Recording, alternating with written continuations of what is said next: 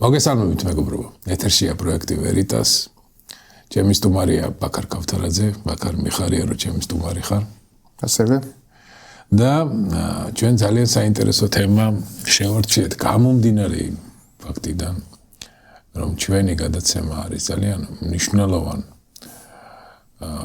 საეკლესიო დღეს მოგეხსენება წითელი პარასკევია და დამდეგი აღდგომა. ამიტომ წინასწარ გილოცავთ დამდეგ აღდგომას, ბაქარ შენს გილოცავ. და ჩვენი დისკუსია მინდა რომ წარიმართოს აი ამ ძალიან მნიშვნელოვან ისტორიულ მოვლენაზე.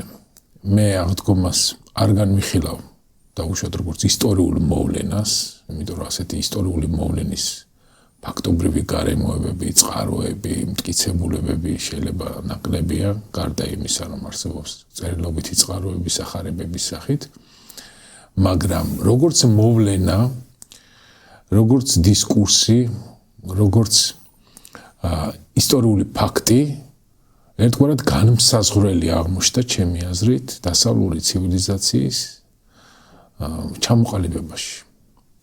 ანუ ჩემი ჰიპოთეზა გახლავთ შემდეგი, რომ აღდგომის მოვლენა, რომელშიც არის ალტრუიზმის, უპირობო ალტრუიზმის იდეა წარმოდგენილი და ამავე დროს არის უპირობო თავგანწირვის იდეა შემოტანილი, რომელშიც არ არის საომარი აქტი, რომელშიც არ არის სხვისი დაზიანების მიზანი და ამ ფაქტში და ამ მოვლენაში გარკვეული ექო არის ჩადებული უკვე ისტორიულ პროცესში, მან განსაზღვრა დასავლური ცივილიზაციის მნიშვნელოვანი პარადიგმები, ქცევითი პარადიგმები, ჩვენ გვაქვს მნიშვნელოვანი ფაქტები ისტორიაში, რომელიც მსგავსი მოვლენის ერთგვარ განმეორებას გვთავაზობს. მაგალითისთვის, დემეტრე თავდადებული პირობითად, ხო?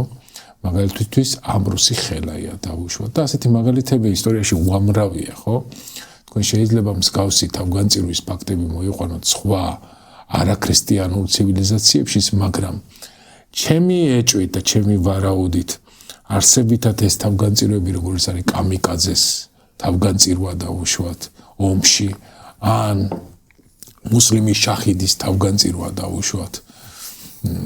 ან 11 ხო, ეს მაინც საომარი აქტი იყო. ეს მაინც, ანუ მასში არ იყო ეს ალტრუისტული იდეა, მასში სხვისი დაზიანების იდეა არის. და მასში არის აი რელიგიური მოვალეობის იდეა, თუმცა კამიკაძის მოქმედებაში ნაციონალური მოვალეობის იდეა არის. ანუ არსებითად ამ თავგანწირვის შინაარსი არის აბსოლუტურად სხვა. მაშინ როცა დემეტრეს თავგანწირვაში არის მოყვასე ზრუნვა, ანუ არ არის დაზიანების აქტი, არ არის ასე თქვათ სარგებელის მიღების აქტი, როგორი აქტი შეიძლება იყოს თუნდაც შაჰიდის თვითგანადგურების აქტში, რომ შეიძლება ჯილდოს ელოდებოდეს მიღმიერ სამყაროში და ბევრი კარიკატურული ასე თქვათ ცნობებიც არსებობს, ხო, რაღაცა ინტერპრეტაციები რა ვიცი 60-ზე მეტი ცოლის შესახებ და ასე შემდეგ, ხო? ეს მოვლენა არ არის და მეორე მნიშვნელოვანი მომენტი გახლავთ ის, რომ ეს ალტრუიზმის იდეა ჩამოაყალიბა დემოკრატიის გაგების უფრო მაღალი განზომილება, რომელიც არიდო ძველ ბერძნულ და ძველ რომაულ გაგებაში და ეს ჰუმანიზმის იდეა ჩვენ უკვე გვაქვს მოცემული ადამიანის უფლებებში, თავისუფლებებში და დემოკრატიის ძირითად პრინციპებში, რომელმაც განსაზღვრა ქრისტიანული სამყაროს, ქრისტიანული ცივილიზაციის ძირითადი პარადიგმა. ეს მნიშვნელობები არ არის წმინდა რელიგიური, ასე თქვათ, გამოხატულებები, ეს მოქმედებები შეიძლება განხორციელდა იქიდან გამომდინარე, რომ მოაზროვნენი ცხოვრობდნენ ქრისტიანულ სამყაროში და ამ ასე თქვათ დასკვნათა შემოთავაზება იყო განპირობებული არა რელიგიური დიალექტიკით, ან რელიგიური ასე თქვათ არგუმენტაციით, არამედ ისევ საზოგადოების ზოგად სოციალური ასე თქვათ მოქმედებით და განზომილებით. და ეს ზოგად სოციალური არის ქრისტიანული კულტურის რაღაცა კონსტრუქცია. ძალიან დეტალურად მინდა ვისაუბროთ. ბაქარ, ესე დიდი შესავალი გავუკეთე, რომ რაღაცნაირად ჩვენ მსჯელობას მიეცეს კონკრეტიკა უფრო შეიძლება თლად კონკრეტიკას არ გამოვიდა იმდენი რაღაცა თქვი მოდი ვისჯელოთ როგორ აფასებ შენ ისტორიულ მოვლენას აღდგომას მოდი პირველი ჯერ ქრისტიანული რელიგიური ასე ვთქვათ ინტერპრეტაცია გავარჩიოთ ჩვენ ფილოსოფიურად პირველი მადლობა ირაკლი მოწვევისთვის და მივესალმებ ყველას ვინც გვიყურებს ან შემდეგ შევხედავს და რა ვიცი ფიქრობ საკითხი საინტერესოა და პროდუქტიული და საინტერესო გამოგვივა მოდი დავიწყოთ პირველი რაღაცას რომ თუნდაც შემდეგ გაკრიტიკებას ვაპირებ და დათანხმებას ჯერ უნდა შევისწავლოთ ხო არსი რომ არ ჩავარდეთ სხვადასხვა ლოგიკურ შეცდომებში ყველა ცნობილი მაგალითად არის სტრომენ ფალასი რაც არ უთქვამს ოპონენტს იმას მიაწერ მე აკრიტიკებ და რომ სწორი იყო მაინც ვერ გააბათილე იმიტომ რომ ის არც უთქვამს ესეთი არ მოგვიდეს ქრისტიანობაზე იმიტომ რომ ქრისტიანობა არ არის ხელწამოსაკრავი რელიგია რომ ორ დღეს შეისწავლო და მესამე დღეს გაანადგურო ფაქტია მეორე საუკუნიდან ქრისტიანობას აკრიტიკებენ მაგრამ დღემდე 2.4 მილიარდი მიმდევარი ყავს და რამდენი ნობელის პრემიის ლაურეატი მეცნიერი მას ემხრობა ანუ მინიმუმ ეს არ არის მერვე კლასის დონე ეს არის ძალიან მაღალი მეტაფიზიკური დონე და ის რომც იყოს არასწორი ძალიან დიდი შრომა ანუ ძალიან ღრმა ფენაზე დევს ეს შესაძლო ჭეშმარიტება რომ ის ცდარია თუ დაუშვებთ ამ ეს რო ვიცოდეთ კარგი მოდი რომ სხვა თემებმა არ წამიღოს ისევ დაუბრუნდეთ აღდგომას ხო მოკლედ ვთქვათ ქრისტიანულად და თქვენს შემომეშველეთ აღდგომა რა არის ხო მოდი განვასხვაოთ ესე რომ ქრისტიანობაში არის ორი ტიპის საკითხები დოგმატური და არადოგმატური არადოგმატურს ხშირად თეოლოგიურად უწოდებენ თეოლოგუმენური მაგალითად თეოლოგუმენური რას ნიშნავს ანუ ქრისტიანს აქვს თავისუფლება რაღაცა დაიჯეროს ან არა ისე რომ რომელიც არ უნდა გააკეთოს მაინც ქრისტიანობაში რჩება მაგალითად ვინც თეოლოგია იცის მიხვდება ესეც საკითხი არის აპოკატასტასის თეორია რომელიც ამბობს რომ ყველა ქმნილება საბოლოოდ სიკეთეში აღდგება შეიძლება ეს დაიჯერო ისევ როგორც არა მაინც ქრისტიანობის შიგნით ხარ აღარ ჩავალ ახლა დეტალებში რომ მეხუთე კრება ორიგინესეული ვერსია დაგმოდა არა გრიგონ ლოსელის და ამიტომ ეს არ არის არც დოგმატურად ერესი და არის კერძო საღვთისმეტყველო აზრი რომელიც შეიძლება დაიჯერო აი აღდგომაზე ეგრე არ არის ამიტომ თქვი ეს აღდგომა არის დოგმატური საკითხი ჩვენ ვიცით ის წამშიც არის ხო ნახსენები პირველ და მეორე საეკლესიო კრებაზე შემუშავებული ამ 12 მუხში რაც ქრისტიანული წმენის მოკლე შეჯამება და წმენა არის ყველა ქრისტიანული დენომინაციისთვის საერთო ამიტომ ეს არის ფუნდამენტი და ის პავლე მოციქულის სიტყვები ხო გვახსოვს თუ ქრისტე არ ამდგარა მაშინ ფუჭია ჩვენი წმენა ანუ არის სოხედოლობაში ისეთი თეზისები რომელიც რო გააყალბდეს სოხედოლობას დიდად არაფერი არ ემართება მაგრამ დომინოს პრინციპით ესეთი თეზისი თუ გააყალბდა ან აღდგომა ადამიანმა რო ვარყო დომინოს პრინციპით ყველაფერი მიეწყობა და ქრისტიანობისგან შეიძლება დაგვრჩეს უბრალოდ იესო როგორც ძალიან ნუ რაღაც გაგებით თუნდაც სეკულარული გაგებით მისტიკოსი ეთიკური იუდეველი რაბინი მასწავლებელი მაგრამ არაფერი მეტი ნუ იქნება არც არაფერი იყო მეტი მაგრამ მე ვიზახი თუ აღდგომას უარყოფთ ქრისტიანობა რითიცა მოვიდა ჩვენამდე ის აღარ დაგვრჩება ამიტომ ეს არის ცენტრალური საკითხი და მოკლედ ვიტყვი რომ როგორ ესმის ქრისტიანობას აღდგომა ხო ამას თელ დოგმატებია შემუშავებული ქრისტოლოგიური რომ ქრისტე მიიჩნევა ქრისტიანობაში კლასიკური სწავლება ძეღვთისად ანუ ლიტერალურად ანუ პირდაპირ მნიშვნელობით ღმერთად არავით არის ალეგორია სამების მეორე ჰიპოსტასად რომელმაც მიიღო ადამიანური ბუნება ეს მისი ადამიანური ბუნება რომ მიიღო მის ჰიპოსტაში შეუერთა ღვთაებრივი ბუნება ეს არის ქალკედონის ფორმულირება შეურევნელად შეუცვლელად განუყოფლად და განუშორებლად და საბოლოოდ ხო 30 წლამდე დაელოდა იმ დროინდელი ტრადიციით მანამდე არავინ არ მოусმენდა იქადა გამოახდინა სასწაულები სახარებსლო უახწეროთ არსში როგორია ბოლოს ეცვა ჯვარს ნუ ამაზე კონტროვერსიებია რატომ მაგრამ ნუ თეოლოგიურად შევხედავთ ღვთაებრივი გეგმა იყო საბოლოოდ და იქ ხო გვახსოვს ის ადგილი რომ ამარიდეს სასმისი ანუ ადამიანურად არ უნდოდა მაგრამ დაყვა მამისნებას და ნუ აქაც არის თეოლოგიური განმარტებები რომ ეს არის ჩვენთვის მოდელი და აღარ წავალ ამაზე ბოლოს ანუ გარდაიცვალა ჯვარზე მოკვდა და აღდგა და შემდეგ ამაღლდა აი ეს გვიტოვებს და დატოვა ეკლესია და სულიწმინდას დამთავრდა აქ წყდება ამბავი და შემდეგ ქრისტიანები ელოდებიან მეორედ მოსვლას ხო ეს არ არის ისე რომ დაუშვათ 2.4 მილიარდი ქრისტიანიდან 100 მილიონს ჯერა ამის არ ეს არის აბსოლუტურად უნივერსალური სწავლება რომ ქრისტე კიდე დაბრუნდება რაც უნდა ეს ფანტასტიკად გვეჩვენებოდეს სხვადასხვა მიზეზების გამო და აღარ დაბრუნდება ისე როგორც პირველად იმიტომ რომ პირველად რომ მოვიდა ხო ხედავთ რამდენმა ვერ იცნო და დღემდე ხალხი მიიჩნევს რომ ის არ არსებობდა ან ჩვეულებრივ ადამიანი იყო რამდენი ვერსია მაგრამ რავი დედამიწის 33% აღიარებს მარტო რომ ის იყო ძეღვთისა და ანჩენი არა აი ქრისტიანობის სწავლებით მეორედ რომ დაბრუნდება მე ეს იქნება ფილოსოფიურად ვთქვათ self evidently true ანუ ამის უარყოფა უკვე შეუძლებელი იქნება ეს გაცხადდება ვინ არის კოსმოსის მეფე მე ვიზახ ქრისტიანულად ეს მოკლედ ეხლა თქვენ როგორც გინდათ იმ ხაზში სხვადასხვანაირი ინტერპრეტაციები წავიდეთ რომ აღარ გამიგზელდეს წმინდა თუ გინდათ მე გეტყვით მაგალითად რა აღდგომას სხვადასხვანაირი გაგებები რას ნიშნავს აღდგომა ანუ აღადგინა ადამიანური ბუნება ან ის თეორია რომ რადგან ადამიანი დაეცა სამართლიანი რო ყოფილიყო მისი გამოხსნა ადამიანისვე უნდა გამოიხსნა მაგალითად რატო არ გამოიხსნა კაცობრიობა ანგელოზმა ან საერთოდ განკაცების გარშეც როგორ შეეძლო გამოხსნა. ეხლა აქ ნახეთ როგორ არის ჩვენ თუ აპრიორი ღმერთის კონცეფტი გონი აბსურდი, ამის შემდეგ ნებისმიერი ჩემი აზრი უკვე არის აბსურდი, უბრალოდ ინტერესისთვის მოусმენს ადამიანს. მაგრამ მე ვფიქრობ, რომ იმისგან დამოუკიდებლად ჩვენ რისი გვჯერა, რაღაცას რომ ვსწავლობთ, უნდა გავუყვეთ ოპონენტის ლოგიკას ბოლომდე. ისინი ნებისმიერ შესაძლო თეზის მერე რატო ფიქრობენ და სადამდე მიდიან. აი რომ დავამთავრებთ, მერე გავაკრიტიკოთ. ამიტომ თუ ამ ლოგიკას გავუყვებით, ხო მაგალითად ესეთი ძალიან შიდა თეოლოგიური აზრიც არსებობს, რომ მაგალითად ღმერთს რომ განკაცების გამოიხსნა განკაცების გარეშე თავის ყოველი შემძლეობით გამოიხსნა კაცობრიობა, ეს იქნებოდა უსამართლო.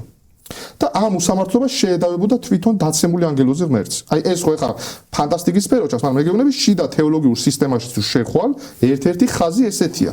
და ასევე რა თქმა უნდა, ძალიან ბევრი ხაზები ეხა რო არ გამიგზელდეს სიტყვა, ამიტომ შემდეგ თქვენი სიტყვა რა ხაზ დონესაც ავიღებთ საკითხის, შევეცადოთ ის მეტნაკლებად რაციონალურად განვიხილოთ.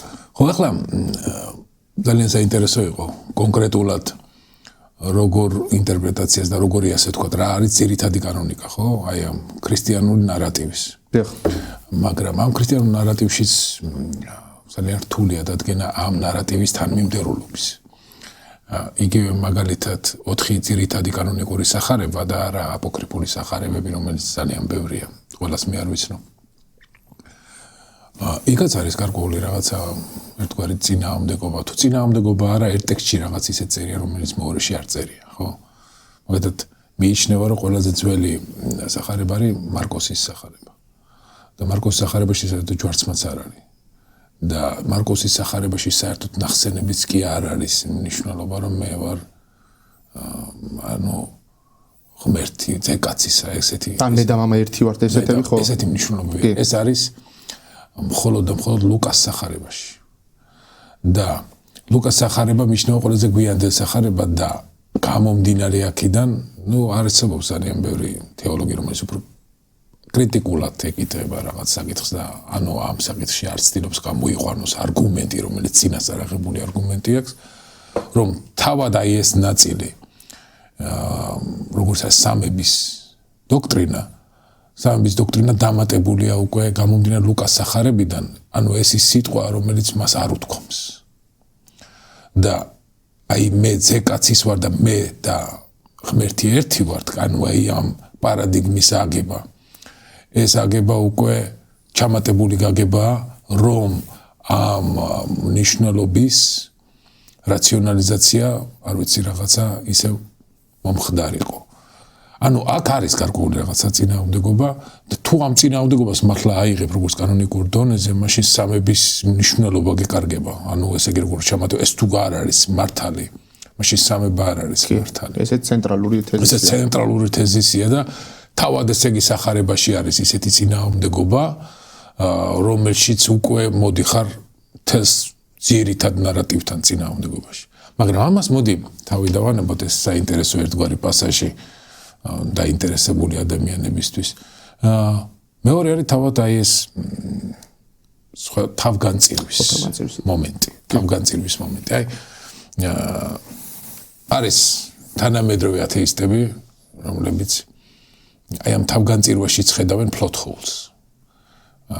რიჩარდ დოკინსი მე ვიცი რომ შემაერთმეს არ წყალობ მის აი კერძოდ აი ამ ათეისტურ კრიტიკას შეიძლება ძალიან ბევრი საინტერესო და მნიშვნელოვანი განსაკუთრებით საინტერესოა მისი ასე თქვათ ექსპერტული ნაწილი რაშიც ის ექსპერტია ხო მაგრამ ამ ნაწილში მართლა ძალიან პრიმიტიულად ეკიდება ამ საკითხს ისეთი რაღაცა მნიშვნელობით ხომ შეეძლო რაღაცა უფრო სხვა ასე თქვათ ფორმა ერჩია გარდა იმისა რომ თავი შეეწირა ხო კი ანუ ჩემს ეს არის ძალიან ზედაპირული განხილვა და მე როგორ ხედავ ახლა და როგორ ხედავს აი ამ თავგანწირვას ქრისტიანული კანონიკა ეს ორი ჩემი მაინც განსხვავდება ერთმანეთისგან იმიტომ რომ ამ თავგანწირვაში არის ანუ კაცობრიობის ცოდვების თავის თავზე აიღო.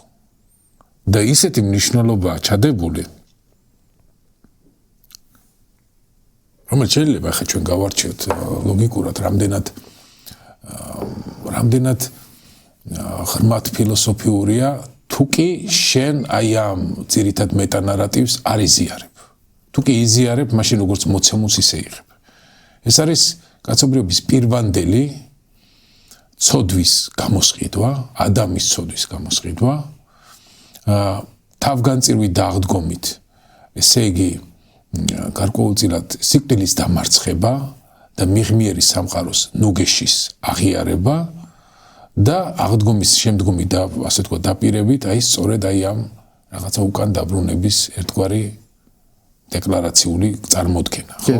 აი რაღაცა ამდაგვარი ინტერპრეტაცია, ანუ პირვანდელი ცოდვის გამოსყიდვა. აი პირვანდელი ცოდვის გამოსყიდვაში იმ დანარჩენ ნაწილში შეიძლება მე ფილოსოფიურად ვერ ხედავ არსებით რაღაცა წინააღმდეგობას, მაგრამ აი პირვანდელი ცოდვის გამოსყიდვაში და თავად ადამი და ევას ასე თქვათ ისტორიაში მაინც და მაინც ძალიან ღრმად ლოგიკურ ასე თქვათ რაღაცა კავშირებს ვერ ხედავ. ხო? ანუ რაში მდგომარეობს ეს პირვანდელი ცოდვა. ანუ ხეცნობა დიზას ანუ შეცნობაში. ანუ ეს შეიძლება ალეგორიული ტექსტია, მაგრამ ალეგორიული ტექსტის ასე თქვათ მნიშვნელობაში არის ბრძანების დაუმორჩილებლობა უბრალოდ. ბრძანების დაუმორჩილებლობა და ამ ბრძანების დაუმორჩილებლობაში ანუ საცდურზე აყოლა, ამ საცდურში ალბათ ის იგულისხმება, რომ ჩვენი შინაგანი ბნებები რაც არის, ანუ ჩვენი ინსტინქტების სტიმულები რაც არის, რომელიც ჩვენი არასრულყოფილებით დაუშვათ ჩვენ გვაქვს, აი მას მაინც მივეცით გაქასაკანის საშუალება და მაინც გავაკეთეთ ის რაც გავაკეთეთ. და აი მივედით საცდურში, მაგრამ თუ კი მასე უკეთებ ინტერპრეტაციას, მაშინ ის ცოდნა რატო არის? მაშინ ის ცოდნა რატო არის? და თუ კი ცოდნა არის, ცოდნის შეცნობა, მათ შორის კითხვის ნიშნის დასმა, რატო არის ცოდვა? ამაზე ცხადია ექნება თეოლოგიას თავისი პასუხები, მაგრამ ანუ ქრისტეს თავგანწირვის მთელი ღრმა მნიშვნელობის აი ასეთ ძალიან აბსტრაქტულ, ძალიან არაკონკრეტულ ცვლადზე დაყვანა ჩემი აზრით საკმარისად მნიშვნელოვანი და საკმარისად პასუხის მომცემი არ არის. ეს ჩემი აზრით. აი შენ როგორ გაგაცნობ? კი, კარგი მიმოხილვა იყო ირაკლი. მოდი მოკლედ ვიტყვი 1-2 წუთი მომეც დამისთვის, რომ ამაზე რომ ეს ვიცოდეთ. საერთოდ ეს თუნდაც კონკრეტულად ქრისტეს რაციონალური განხილვები და მეცნიერული ამ სიტყვის ზოგადი გაგებით, როგორც რაციონალური კვლევა, დაიწყო სწორედ ეს განმანათლებლობის მიწურულიდან. როცა ადამიანებმა თქვეს ესე, რომ მოდი იესოს მიუდგეთ როგორც ნებისმიერ ისტორიულ პიროვნებას და ბიბლიას როგორც ნებისმიერ ტექსტს, რომელიც შეიქმნა ანტიკურ ეპოქაში და მიუდგეთ ისტორიულ კრიტიკული მეთოდებით და ეს დაიწყო მე-18 საუკუნის მიწურულიდან ძალიან დიდი მასალა დაიდო, ხო ის ალბერტ შვაიცერი, ერნესტ რენარი ეს წიგნები, ხოლო შორის ჰეგელსაც აქ დაწერილი იესოს ცხოვრება და ეს იყო ესე იგი მითოლოგიისგან გაწმენდა სახარებების და სუპერნატურალ, ანუ ჩამოცილება, ანუ ნახეთ რა მოხდა პირველ საუკუნეში, მოდი განვიხილოთ ეს როგორც რეალური ისტორიული მოვლენები, გავწმინდოთ ყველაფერი სუპერნატურალურისგან. აი მაგალითად პატარა ისა მაგალითისთვის. ჩვენ ვიცით რომ სახარებაში მაგალითად დემონებისგან განდევნიდა იესო ადამიანებს, ხო ეს ხო თეოლოგიურია. აი მაგალითად როგორ განმარტავს ერნესტ რენარი, ძალიან საინტერესო განმარტება. ანუ რეალურად იმ დროინდელი გადმოსახედიდან როგორც იუდეველი აღიქვამდა რომ ვიღაც არის დემონისგან შეპყრობილი, სინამდვილეში მას უჭირდა ფსიქოლოგიურად. იესო მივიდა, ის ეს დასაბუთებადი რომ იესო იყო ძალიან ქარიზმატული პიროვნება და ძალიან კარგად გამოიყურებოდა, ამის არაპირდაპირ დასაბუთებები არსებობს და მან თავის შვიდის საუბრებით ამ ეთიკური ქადაგებით ეს ადამიანი დაამშვიდა. და ესო დაამშვიდა და ეს აღარ ყვიროდა და ეს აღარ იქცეოდა გიჟულად, ეს იუდეველმა აღიქვა როგორც თითქოს დემონისგან განდევნა. აი ნახეთ როგორ ჩამოაცილა, ლამაზად სეკულარულად ახსნა და რა მოხდა? ან ჩვეულებრივად ეს ამბავი დაფიქსირდა ისტორია. და ეს არის მცდელობა მთელი იესოს დაბადებიდან მის გარდაცვალამდე ყველაფერი აიხსნას ესე როგორც ჩვეულებრივი ერთი საინტერესო ქადაგებლის ცხოვრება. და ეს არის სერიოზული არგუმენტები, მაგალითად ბართერმანის, რომ იესო არ არის გამონაგონი. ანუ რა კრიტერიუმითაც ჩვენ ვიცით რომ პლატონი და სოკრატე არსებობდა, იმ კრიტერიუმით იესო ძალიან მაღალგრადაციულად არსებობდა. და ესეთი ძალიან არაპოპულარული ხედვა მითის ვიუ, ანუ მითიური ხედვა. იესოსი და სხვადასხვა პირველი ვინც თქვა რომ იესო არ არსებობდა, იყო ფრანსუა ვოლნეი, მე-18 საუკუნის არსებობს მიწურულს. თეოლოგებიდან ბრუნო ბაუერი და სკოლარულ სამყაროში მათ ხარდაჭერი არ ყავთ. ანუ სოფლიოში ყველა ექსპერტი აღიარებს, რომ იესო როგორც ისტორიული პიროვნება არსებობდა. უბრალოდ ვინ იყო, რა უნდა და ამის კვლევა მიმდინარეობს დღემდე. ეს მოკლედ რომ არსებობს იესოს რაციონალური კვლევები, რასაც დადებითად შეხვდნენ ქრისტიანებიც, არ უთქვიათ რომ ეს როგორი იკვლევთ და საკრალურს რატო აქცევთ მეცნიერული კვლევის ობიექტს, ძალიან ბევრი რაღაცები გამოიკვეთა. თუნდაც ის რომ მაგალითად მე და მამა ერთი ვართ, ვინც მეხილა მამა იხილა, ეს თეზისები თუ ისტორიულმა იესომ თქვა, ამაზე მნიშვნელოვანი რა უნდა ეთქვა. რატო არის მათეში, მარკოში და ლუკაში, ხო? ამბობს მაგალითად ბართ ჰერმანი. ამას უნდა უპასუხო, ეს ხო რაღაც ჩასაფრების პოზიციიდან არ უთქვამს. და ეს გამოიკვეთა რაღაცები, ქრისტიანებას დააკორექტიროს, რომ რაღაცა წინააღმდეგობრივი მართლაც რაღაც სახარებაში დანამატებია, რაც თქვენ თქვით სამებაზე და ასე შემდეგ, ამიტომ ამის საწინააღმდეგო ქრისტიანებს არაფერი არ აქვთ. ანუ რაც რომ მიდგომა იესოსადმიც არსებობს. ამაში არაფერი არ არის გასაკვირი. მათ შორის ბიბლიაზეც და თუნდაც ბიბლია ჩვენ რა ისა გვაქვს ვერსია ბიბლიის, ხო, როდის დაიწერა, რამდენი ავტორმა დაწერა, რამდენი წელი, მერე ის თარგმანები როგორ შემორჩა, ჩვენ გვაქვს კოპის ახაც კოპი. ხო და ვინიც ის ავთენტურში რა იყო, თუ არაკანონიკურს გავყვებით, მაგალითად უცეფრო ადამიანს თვალში ცუდად მოხდება, მაგალითად ერთ არაკანონიკურ ეკლესიის გადმოსაყდან არაკანონიკურ სახარებაში ესე რომ იესო რო გამოვა იმ სამარხიდან, თავი კონდა მთვარემდე. ანუ ეს ახლა ხო არანაირ ლოგიკაში არ ჯდება. ამიტომ ეგრე არ არის. ახლა ძალიან ბევრი წარმოდგენა იესოზე 100 განსხვავებული და ეხლა გაფილტრები რა ხდება, რადგან ეს პიროვნება არის ერთ-ერთი ყველაზე გავლენიანი ისევ დასავლურ ცივილიზაციას რო დაუკავშიროთ, ხო ის აი ოქსფორდის ძალიან მოკლე შესწავლის გამოცემა რო ერთმა ავტორმა დაწერა იესოზე, სეკულარული გადმოსახედიდან მეცნიერული და ის ესე იწყება რომ იესო არის ყველაზე გავლენიანი ადამიანი დასავლურ ცივილიზაციაში. ნამდვილად ესეა, ხო? რელიგიაც რომ მოაცილო, ანუ ამ ადამიანმა რაც იქადაგა პირველი საუკუნე არ არის Facebook-ი, Instagram-ი არ დაუბუსტია თავის გადაგებები, ხო, ჩვენი კრიტერიუმით რო თქვა თანამედროვე, მაგრამ ხო ჩვენ ეხლა ვსაუბრობთ, კიდე 2000 წელი გავიდა, ხო? ვესაუბრა კანტზე, მაგრამ არა, ისევ იესო და თუ თანამედროვე კრიტერიუმით ვთქვით, ეს ძალიან პოპულარული ადამიანი, ანუ რაღაცა აქ ამ ადამიანს იზიდავს ხალხს. ეს არ არის მარტო რომ მამა ჩემი ეკლესიაში დადიოდა და ამიტომ მეც მივალ. მარტო ამიტომ არ იზიდავს იესო ხალხს. ანუ ბართ ჰერმანს საერთოდ არ ფიქრობს რომ იესო ღმერთი იყო, მაგრამ თელი ცხოვრება იესოს იკვლევს. რატო? ანუ ისტორიული თვალსაზრისით და ისტორიკოსებით და სოციოლოგებიც თვლიან რომ ამ ადამიანმა ბევრი რამე შეცვალა და თუნდაც ის ლინთა უთხედი თავის ძიგში ქრისტიანობა ძალიან მოკლე შესავალი ამბობს ხო ჩვენ რომ სოციუმს დავაკვირდეთ, ანუ თუ ქრისტიანია სხვანაირად იქცევა, თუ არ არის სხვანაირად იქცევა. ესე იგი იესო შეეხო ეგზისტენციალურ ეთიკურ პრაქტიკულ საკითხებს და მიცა ადამიანს რუკა როგორ იცხოვროს. თუნდაც რომ მეტაფიზიკა მოაცილა რომ ამის გამო 60-ში განიხტობი. აქ დედამიწაზე რა გავაკეთოთ? ყველაზე ძირითადი პრინციპები, ხო, ეს მათე, მარკოში, ლუკა და იოანე, აი იოანე განსაკუთრებით თეოლოგიური, აი მის ცხოვრებაში, ყოველდღიურ ცხოვრებაში ხო ხდებოდა ადამიანს, აი რა იქადაგა ადამიანმა დაიჯერეს, რომ ეს არის ეთიკური მასწავლებელი და რატო ტოვებს იესოს სხვადასხვა მისტიკოსის შთაბეჭდილებას. ჩვენ თუ იმ ნარატივს გავყვებით, რომ ის იყო უბრალოდ ადამიანი, მას ანუ არსად არ მიუღია განათლება. არსად არ მიუღია განათლება და უბრალოდ იუდაურ ამ სიბრძნეებში განისწავლა, ხო და სხვადასხვა ხო ციტირებს ძველ აღთმას. ანუ რაც ოდნავ იესოს ხო მეტი არაფერი. წერა კითხვაზეც კი არის, რომ სინაგოგაში კითხულობს და აი ქალის ჩაქოლას რო აპირებენ ქვიშაზე რო წერს. მეტი მას არაფერი არც დაუწერია, არც წაუკითხავს, არც მასწავლებელი არ ყავდა. ეს ადამიანი მოვიდა და რამხელა სიბრძნე დაგვიტოვა ადამიანიც რო იყოს მარტო. ანუ ეს ხო მაინც არ არის კლასიკური შემთხვევა. ან თუნდაც ის ასპექტი ავიღოთ, რომ იესოს თავის მასწავლებლად თვლიდა ბლეს პასკალი მაგალითად რადონის მეცნიერი, თუნდაც ნიუტონი. და წარმოიდგინეთ, ანუ ადამიანს რომელსაც მასწავლებელი არ ყავდა, მას მასწავლებლად თვლის უდიდესი მეცნიერი. ეს არ არის კლასიკური შემთხვევა.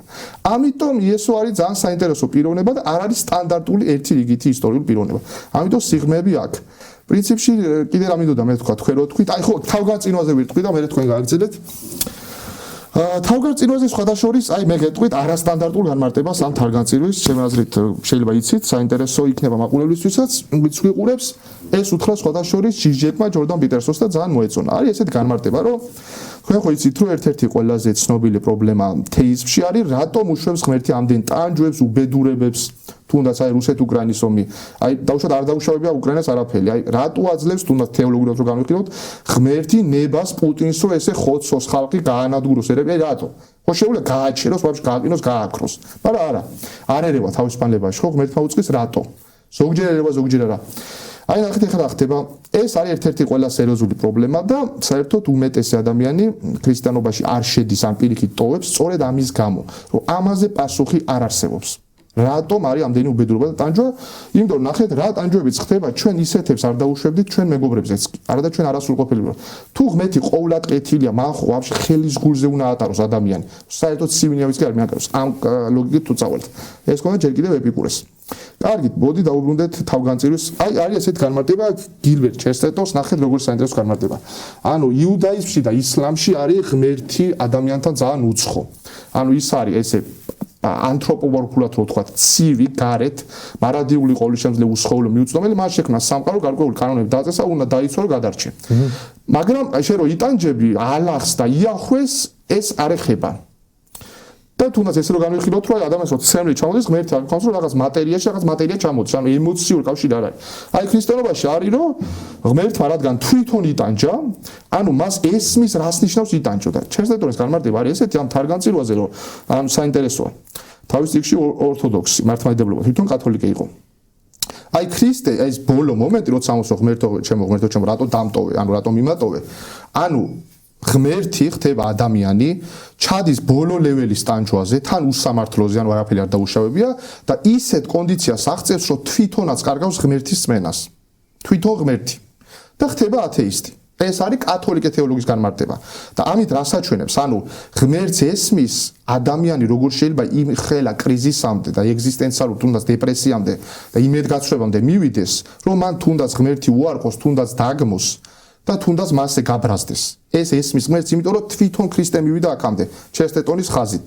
და აი ეს არის საინტერესო განმარტება, ანუ თავგანწირვის ხაზში, რომ ქრისტიანთა ღმერთს ესმის და თვითონ განიცადა ის უბედურებები და ამიტომ ამბობ მე სწორი პოზიცია რომელია რომ არა თუნდაც ათეისტზე და აგნოსტიკოზე რელიგიური პოზიცია ის თქვა რომ აი იმას იმიტომ არ ჯერა რომ რაღაც არ აწყობს და ცოდვილი არა ღმერთს ესმის ის რატომ მივიდა ესეთი იმედგაცრუებამდე რომ აი ყოვლად გეთქვი ღმერთმა რატო დაუშვე ესეთი უსამართლო უბედურებები თუნდაც ფილოსოფია რასაც ქვია არგუმენტი გაუმართლებლობიდან ანუ რაღაცა ბოროტებები ხდება მარტო იმიტომ რომ არ გაგიმართლა მეტი მიზეზი არ არის აი ეს არის ყველაზე მტკივნეული ტანჯვა როცა აბსოლუტურად არაფერ შუაში არ იყო მაგრამ მოხდა აი ეს არის ყველაზე მტკივნეული და ეს ღმერთმა იცის იმიტომ რომ თვითონ იგივე განიცადა და ეს აღდგომის ნარატივი სწორედ ამას ნიშნავს რომ მანაც დაკარგა ღმერთის წმენა ისეთ ბოლო ჯოჯოხეთში ჩავიდა ანუ ფიგურალური გაგებით ტანჯვის მაგრამ დაითმინა და ამას მოყვა აღდგომა ანუ ამით გვეუბნება რომ თუ ტანჯვის გამო იმედგაცრუებაში არ გადავარდებით რომც გადავარდეთ ამასაც გაგვიგებს მაგრამ თუ არ გადავარდებით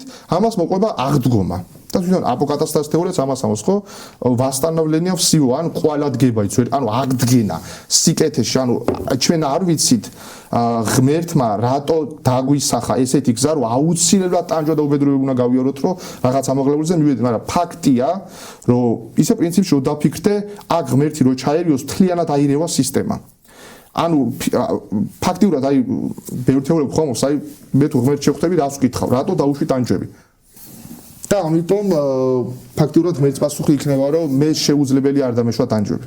მაშინ საერთოდ არ უნდა მაშინ ისტორიაში ისე სწრაფად უნდა ჩავრეულიყავი რომ საერთოდ დამერღვია ის პრინციპი რითაც ფუნქციონირებს სიცოცხლე. ხო.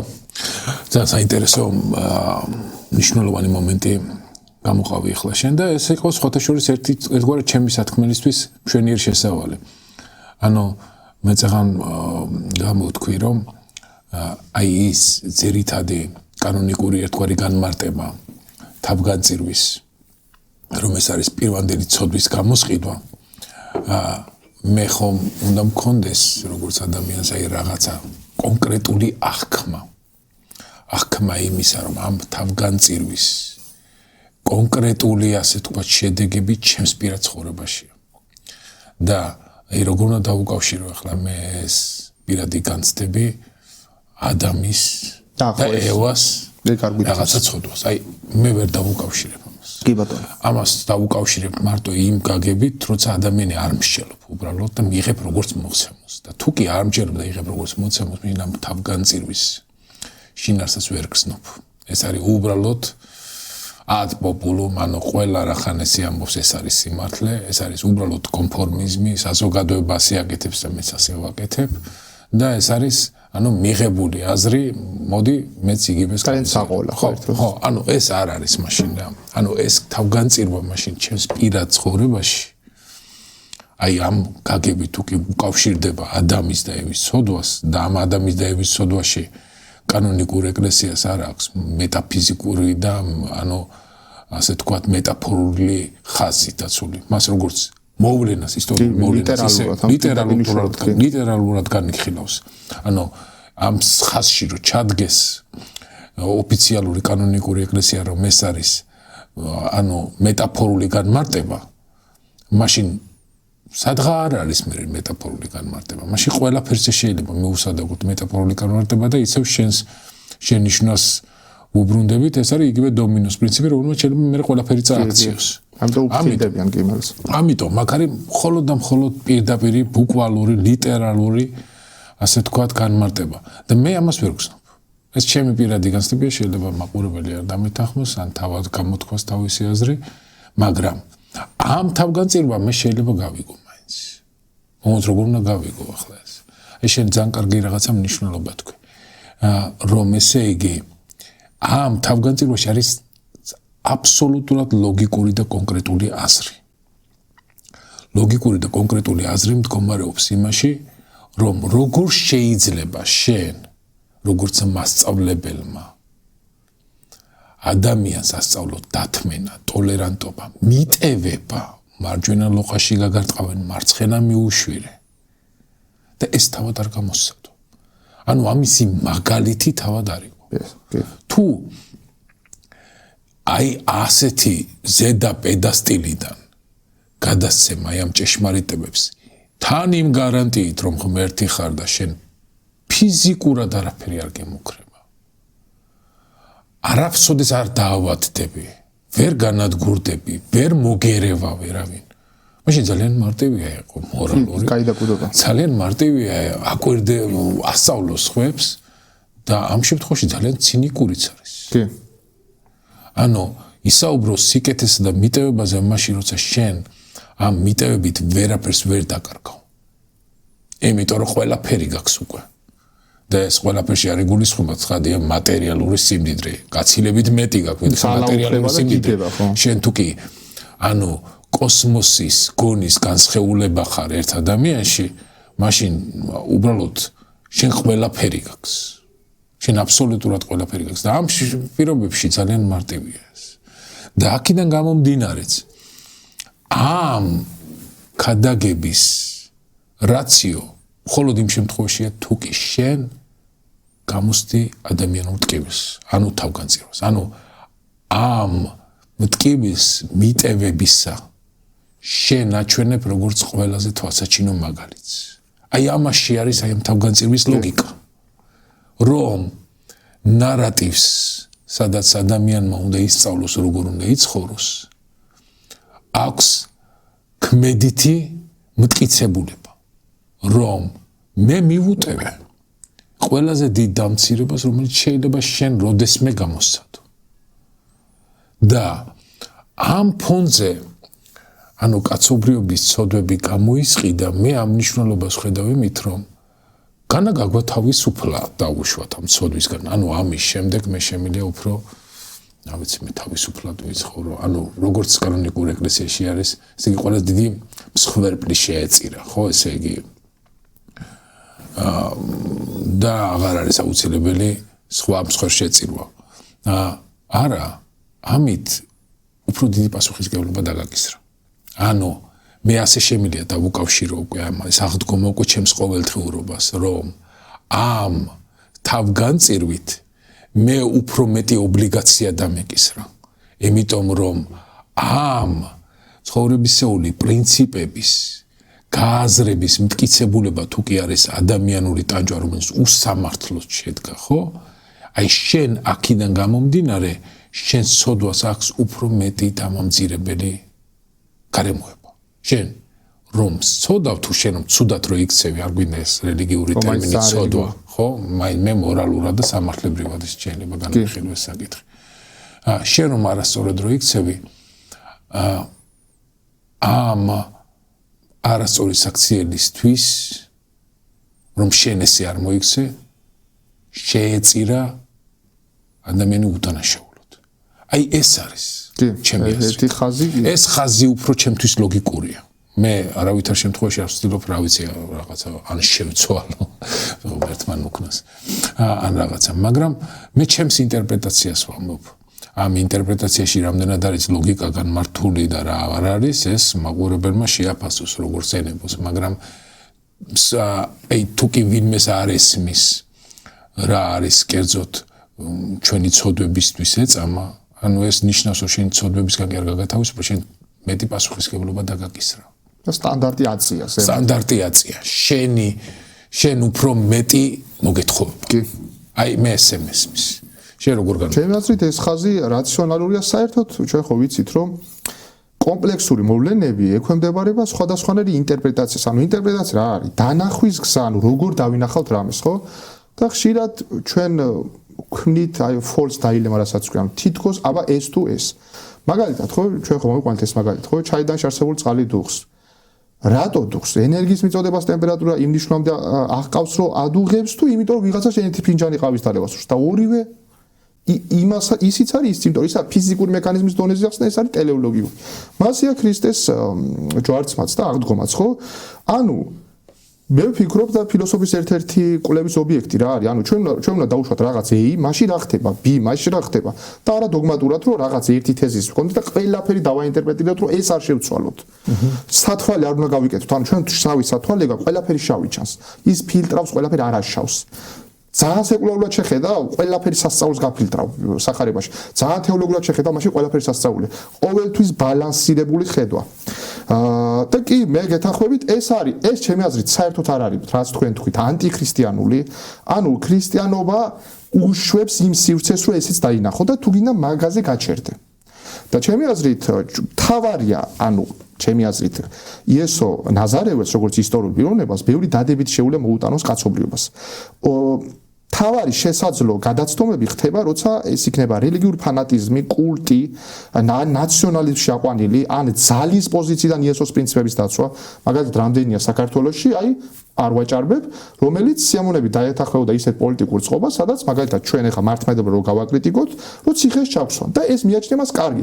იმიტომ რომ იესოს პრინციპების დაცვა ხო კარგი, აი ჩვენ რო ძალის პოზიციიდან გვაიძულებენ, რომ მანდამაინც კარგი თქვათ მართლმადიდებლობას და არა, ეს კარგია, იმიტომ რომ ხო კარგს ვიცავ. ანუ ესეთი გაგების შესაძლებლობას იძლევა.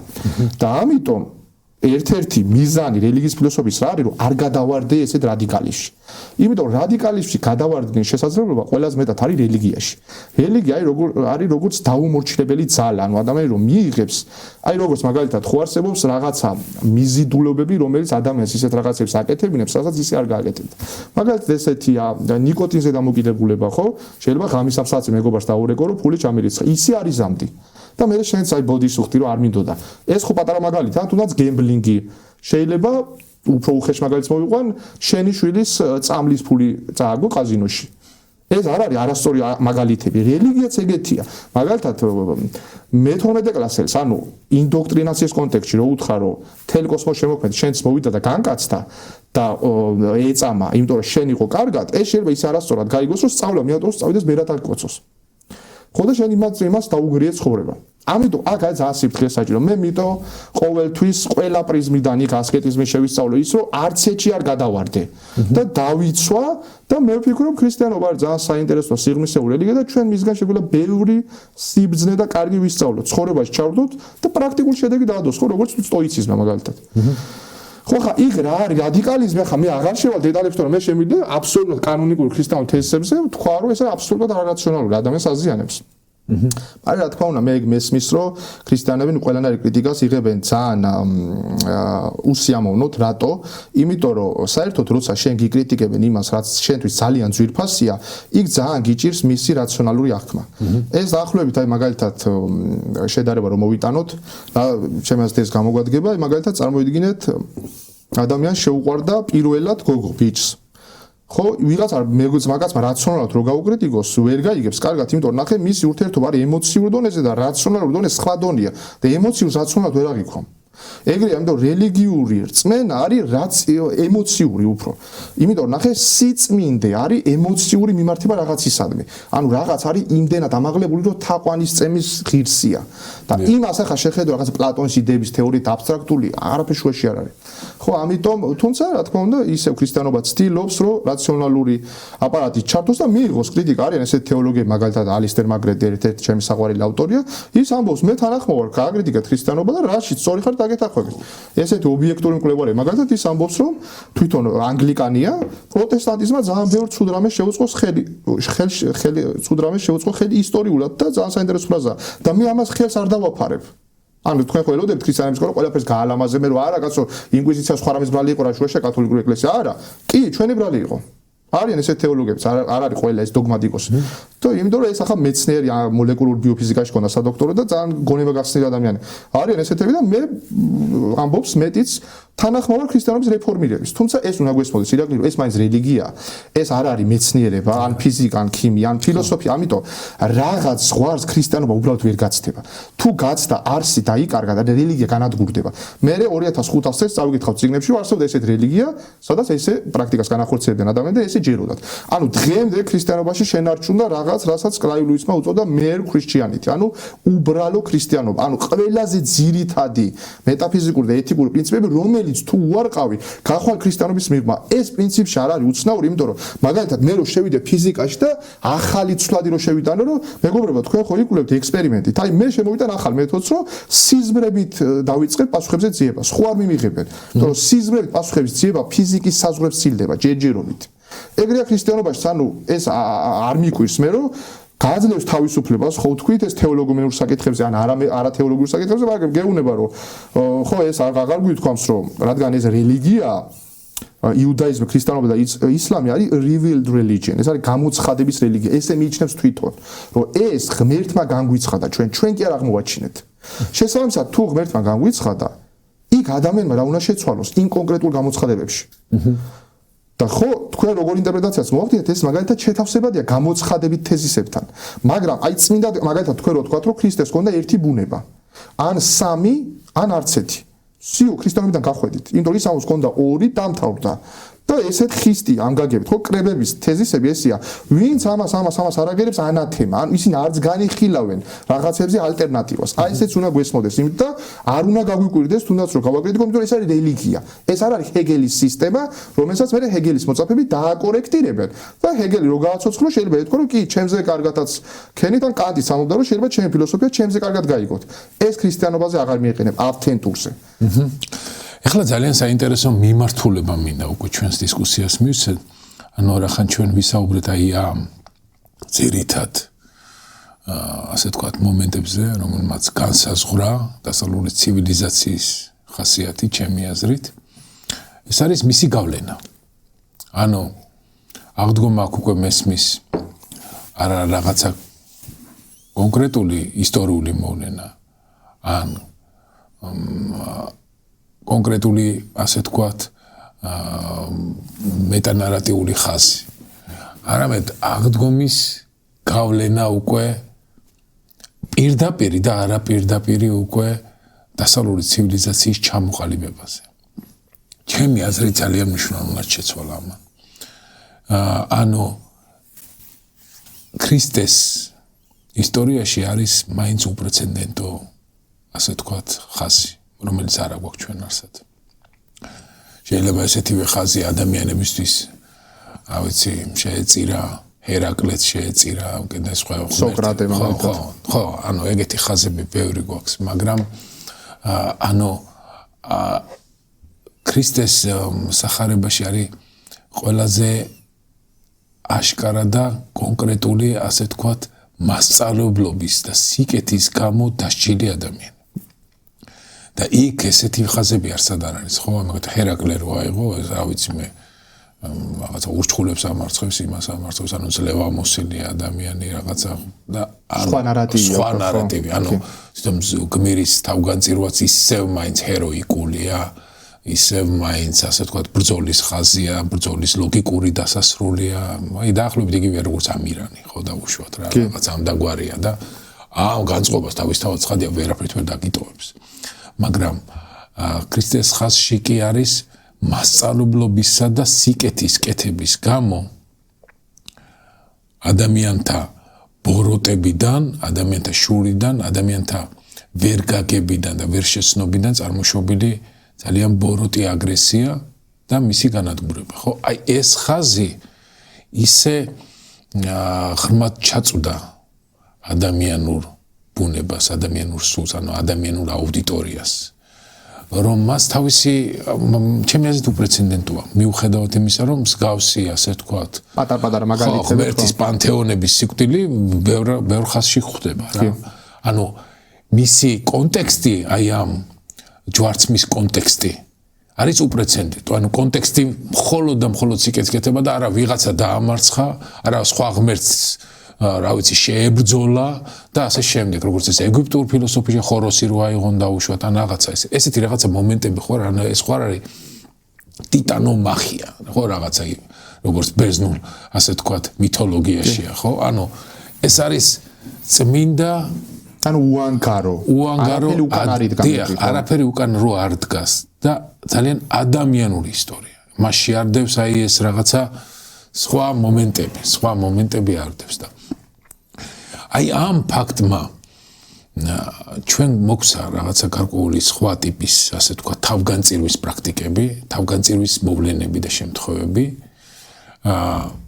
რომ დავუკვირდეთ თავად ეკლესიურ პრაქტიკაში წმინდანთა თავგანწირვის შემთხვევებსაც ისიც არსებითად ჩვენ ხო არ გვაქვს სხვა რა ვიცი რელიგიაში მსგავსი ასე თქვა აბოტფილელის სამება დაუშვათ ხო? აი რა ესეთი რაღაცა შეიძლება ესეთი პრეცედენტი სხვაგან ამოვიღოთ, მაგალითად შინტოიზმში, ინდუიზმში, კონფუციანიზმში, დაოიზმში, ანუ სხვა მსგავსი ესეთი პრაქტიკა არსებობს. მე არ ვიცი, ჩემთვის ცნობილი არ არის, შეიძლება ვინმე შეგვახსენოს, ჩვენ შეიძლება არ ვფლობთ სრულ ინფორმაციას.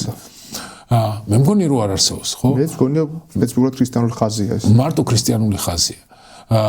ჩვენ შეიძლება სადმე მაგალითად ვიხილოთ მომენტი დემეტრე თავდადებულის, ხო? მაგალითად. ანუ რატომ წავიდეთ მთაში გავიხიზნოთ და ვიბრძოლოთ. არა, რომ გავიხიზნოთ, მე ის გლეხის ვერ გაიხიზნება. ის გლეხი რო გაიხიზნება, მთელი სამეფო აოხრდება. ეს ხომ ისტორიულ წყაროში მოცემული ასე ვთქვათ დარბაზის და მეფის დიალოგია. და შემდეგ ფაქტი. დემეტრეს რამოდენიმე დღიანი წამა 12 მარტს მას თავი მოკვეთა. ანუ ეს ფაქტები ხო არსებითაც სხვა რაღაცა არის. და თავისთავად ცხადია, ქონდა კაცობრიობას რაღაცა თეოლოგიური ეპოქა. თეოლოგიურ ეპოქაში იყო სინამდვილე გადმოცემულია ისევ თეოლოგიური პრინციპით. ხო, მეფის ლეგიტიმაციას ისევ ღმერთის ხელდასხმიდან. მაგრამ მე რიცაც კიდე ხედავ, ეს არის ქრისტიანული აღდგომის გავლენა ისეთ პრაქტიკებში, რომელსაც ანუ პირდაპირი კავშირი აი ამ რელიგიის ასე თქვათ ხასთან და მეტანარატივთან არ აქვს, არამედ ერთგვარად ირიბის შედეგი ან გამომდინარეობს, ან იმ კულტურულ სიბრტყეში და სივრცეში არსებობს და აქედან გამომდინარე წარმოიშვა ახალი განმანათლებლობის კულტურა, რომელშიც არის ადამიანი როგორც ცენტრალური ფიგურა, რომელშიც ჩამოცილებულია მეტანარატიული ხაზი. მაგრამ ქრისტეს სწავლების ძირითადი ხაზი, რომელშიც არის ლიბერალიზმი. ჩვენ ხო ვერ ამოვიკითხავთ სახარებაში ლიბერალიზმს. მაგრამ ძირითად ხაზს, რომელშიც თანასწორობა, მათ შორის გენდერული თანასწორობაც ხო ეს თანამედროვე ტერმინია, ხო, მაგრამ მაინც ხო ეს არის. ანუ ის ხო არის განსხვავება, აი მუსლიმურ საზოგადოებაში, რა ვიცი, კონკრეტულად წერია ეს გენდერული სხვაობა. და როგორ უნდა მოიქცენ ისიც კონკრეტულად წერია. ანუ ეკლესიური პრაქტიკა, რომელიც ასახავს გენდერულ უთანასწორობას, ეს უკვე ადამიანური ინტერპრეტაცია და ეკლესიის ინტერპრეტაცია, მაგრამ საკუთრივ სახარების მეტანარატივში გენდერული უთანასწორობა არ აქვს საერთოდ. გეტახვით. და ეს ხაზი, რომელიც უკვე განმანათლებლობაში აისახა როგორც ადამიანის, როგორც ცენტრალური ადამიანის თავისუფლების, როგორც ცენტრალური ღირებულების მნიშვნელობაში და ასევე დემოკრატიის უკვე ახალ ინტერპრეტაციაში, რომელიც იმ ტექნიკური ინტერპრეტაციისგან ბევრად წინ არის, როგორც იყო ძველ ათენში და ძველ რომში, რომ მოქალაქე და უშუალოდ ვალდებულია მიიღოს არჩევნებში მონაწილეობა. რა თქმა უნდა, იქაც არსებობდა პოლიტიკური ეთიკა, რა თქმა უნდა, იქაც არსებობდა დემოკრატიული ღირებულებები, სიტყვის თავისუფლება, იქაც არსებობდა, იქაც აკრიტიკებდნენ იმებს, მაგრამ თანამედროვე დემოკრატიამ მარტო ეს ტექნიკური ხაზი კი არა აქვს, როგორც არის აი პოლიტიკური თანასწორობა, პოლიტიკური კონკურენცია და უშუალოდ მონაწილეობა არჩევნებში. მაშინ ზნეობრივი პრინციპია. თუ ზნეობრივი პრინციპი არ არის დემოკრატიაში, ანუ ადამიანის უფლებები და თავისუფლებები არ არის წარმოდგენილი, ეს დემოკრატია არ არის. და ეს დემოკრატია იმ ძველ რომაული და ბერძნული დემოკრატიისგან მნიშვნელოვნად განსხვავდება. ეს არის დააპდეითებული. დააპდეითებულია ზუსტად განა ქრისტიანული ტექსტის გამო, არამედ ქრისტიანულ სამყაროში წარმოშობილი ფილოსოფიის გამო. აი ამაზე მინდა მივშევ. კარგი დაკვირვებებია. მე სიმართლე გითხრათ, ნამდვილად არ ვარ ამის ექსპერტი, მაგრამ რა დონეებით შემილია შევეცდები დავფარო, ხო? რა თქმა უნდა, არა პირდაპირ კავშირები არის. მოდი ავიღოთ ძალიან ხელშესახები ღირებულებები, ხო? მაგალითად თანასწორობა, რომ ყველა მაგალითად აი რატო არის, რომ პოლიტიკის მეცნიერებათა დოქტორი და ადამიანი, რომელსაც ერთ წიგნ არ წავყვითავს, ორივე ხმის უფლება აქვს. ხო, რატო არის? ამაზე არის ძალიან დიდი დებატები ქრისტიანებსა და ისტორიკებს შორის, მაგალითად ეს ბართ ჰერმანი და ქრისტიანი თეოლოგები. ბართ ჰერმანი ფიქრობს, რომ ქრისტიანები აჭარბებენ ქრისტიანობის გავლენას ამ დასავლურ ცივილიზაციაზე, რომ თითქოს რაღაც ღირებულებები რო არა ჩვენ არ იქნებოდა. ქრისტიანები ფიქრობდნენ, რომ პირიქით ბართ ჰერმანი აგნინებს. აი აქ ისევ შუალედშია ჭეშმარიტება, ხო? რა თქმა უნდა, ჩემს გავლენები ნამდვილად იყო, მაგრამ არა მარტო დადებითი, იყო უარყოფითებიც, ხო ჩვენ ვიცით. ჯვაროსნული ომები, ინკვიზიცია, ინდულგენცია, ნამდვილად მე-16 საუკუნის დასაწყისში მეცნიერებასთან პრობლემები. ეს ვერ ვიტყვით ესე აბსტრაქტულად ქრისტიანობის სახელით მოხდა. რაღაცა იყო ავთენტური ქრისტიანობაში, რამაც ესენი გამოიწვია. ეს მინიმუმ ესეთი ინტერპრეტაციის შესაძლებლობის სივრცე წარმოშვა.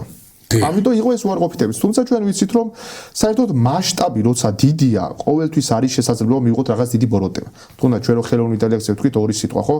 რამხელა მასშტაბი აქვს ხელოვნურ ინტელექტს? ნამდვილად სიკეთის ხაზში. ამიტომ თუ აცდა რაღაც ცვლადი და წავიდა სხვაგან, ძალიან დიდი ბროტება შეიძლება მიიღოთ. ეგრეა ქრისტიანობა, ხო, როცა რელიგია გავლენას ახდენს 2.4 მილიარდ ადამიანს, თქვენ წარმოიდგინეთ, ეხა 2.4 მილიარდი ადამიანის, რავი, ამ სიტყვას თუ კარგი გაგება, კონტროლი თქვენ შეგიძლიათ, რომ ყველას მართლა ავთენტურად ქრისტიანობა ჯეროდეს, მეგობრებო, არაკაცხლა რო წერია, ეს არ გაიგოთ, რომ არაკაცი უნდა მოკლა. ეს ხო არ ჩამოული ყველას. რამდენმა გაიგო არასწორად, რამდენი ბოროტებაში გადავიდა ადამიანის ჩაგვრაში და მთლიანად წავიდა ქრისტეს სწავლების საწინააღმდეგოდ. თუნდაც აი რამდენჯერ ჩვენ გვინახავს წინა გადაცემაში ვახსენეთ, ხო მოგლეთ, ქრისტიანობის სახელით ძალადობის გამართლება. აი როგორ უთავსებთ ამას ქრისტეს სწავლებას, რომელიც იყო ფაქტი ადამიანი ამბობს, გიყვარდეს შენი მტერი და დალოცე შენი მაწყევარი და შენ მოყვას იგძულს. და თან გონია რომ ქრისტიანობას იცავ. თუნდაც რუსეთი 3 წელია ომია, ვინმე გამოვიდა პროტესტზე და იმის მერეც ხალხი იძახის რომ კაცო რუსეთი ხო მართლმადიდებლური ქვეყანა. ეს ხო 140 მილიონი ადამიანი და ნუ თუ 140,000 კაციც ვერ მიხვდა, რომ ეს უაზრო დაპყრობითი ომი არის მთლიანად ანტიქრისტიანული. და პირდაპირ თეოლოგიურად ვიტყვით ეშმაკის გაბატონება. მაგრამ არა პუტინზე იდება ინტერვიუ ისა რა ქვია სურათი რომ ის 1 მეტრიანი სანთლით ეკლესიაში იდევს და ხალხისთვის ეს პრობლემა არ არის რომ ის მაინც მართლმადიდებელია მაგრამ თავის ჯარისკაცებს 10,000-ობით ხოცავს და სხვებს აბსოლუტურად გამოგონილი უაზრო იდეებისთვის. აი ეგ არის. რელიგიას თუ არსი გამოაცალე, მხოლოდ მიხვალ ბოროტებამდე. როგორც ხედავ და პირიქით გარეგნული ფარისევლური რელიგია არის ძალიან საშიში.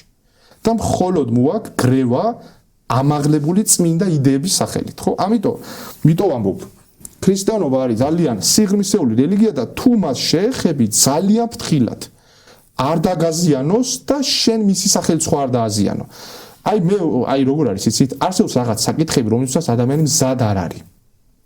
ჯობია შეეშვა. როგორც ხო, მაგალითად ვინც მომზადებლად შევიდა ქრისტიანობაში, ჩვენ ხედავთ შედეგს. ანუ მე ესეთ მაგალითს მოვიყვან, მაგალითად, აი წარმოიდგინეთ, გავიხსენოთ მატრიცას პირველი სერია, ხო? ანუ ფილმის მიხედვით ნეო მიცის რომ მორფიუსი ეუბნება ჭეშმარიტებას. ხო უთხრა რომ შენ კომპიუტერულ პროგრამაში ცხოვრობ და რა იყო ნეოს რეაქცია? ანუ არა, ეს არ მჯერა და გაგიჟდა. და მე მორფიუსი ეუბნება და ეს მე არ მithქვამს რომ ეს ადვილი იქნებოდა. ანუ ხედავთ, გარკვეული ფენომენებს თვალი გაუსწორო არ არის ადვილი. არ ახარ შენ ამისთვის მზად. მაგალითს მოვიყვან. მაგალითად წარმოიდგინეთ რეალურად ჩვენ სიკვდილის მერე მართლა გავქრებით.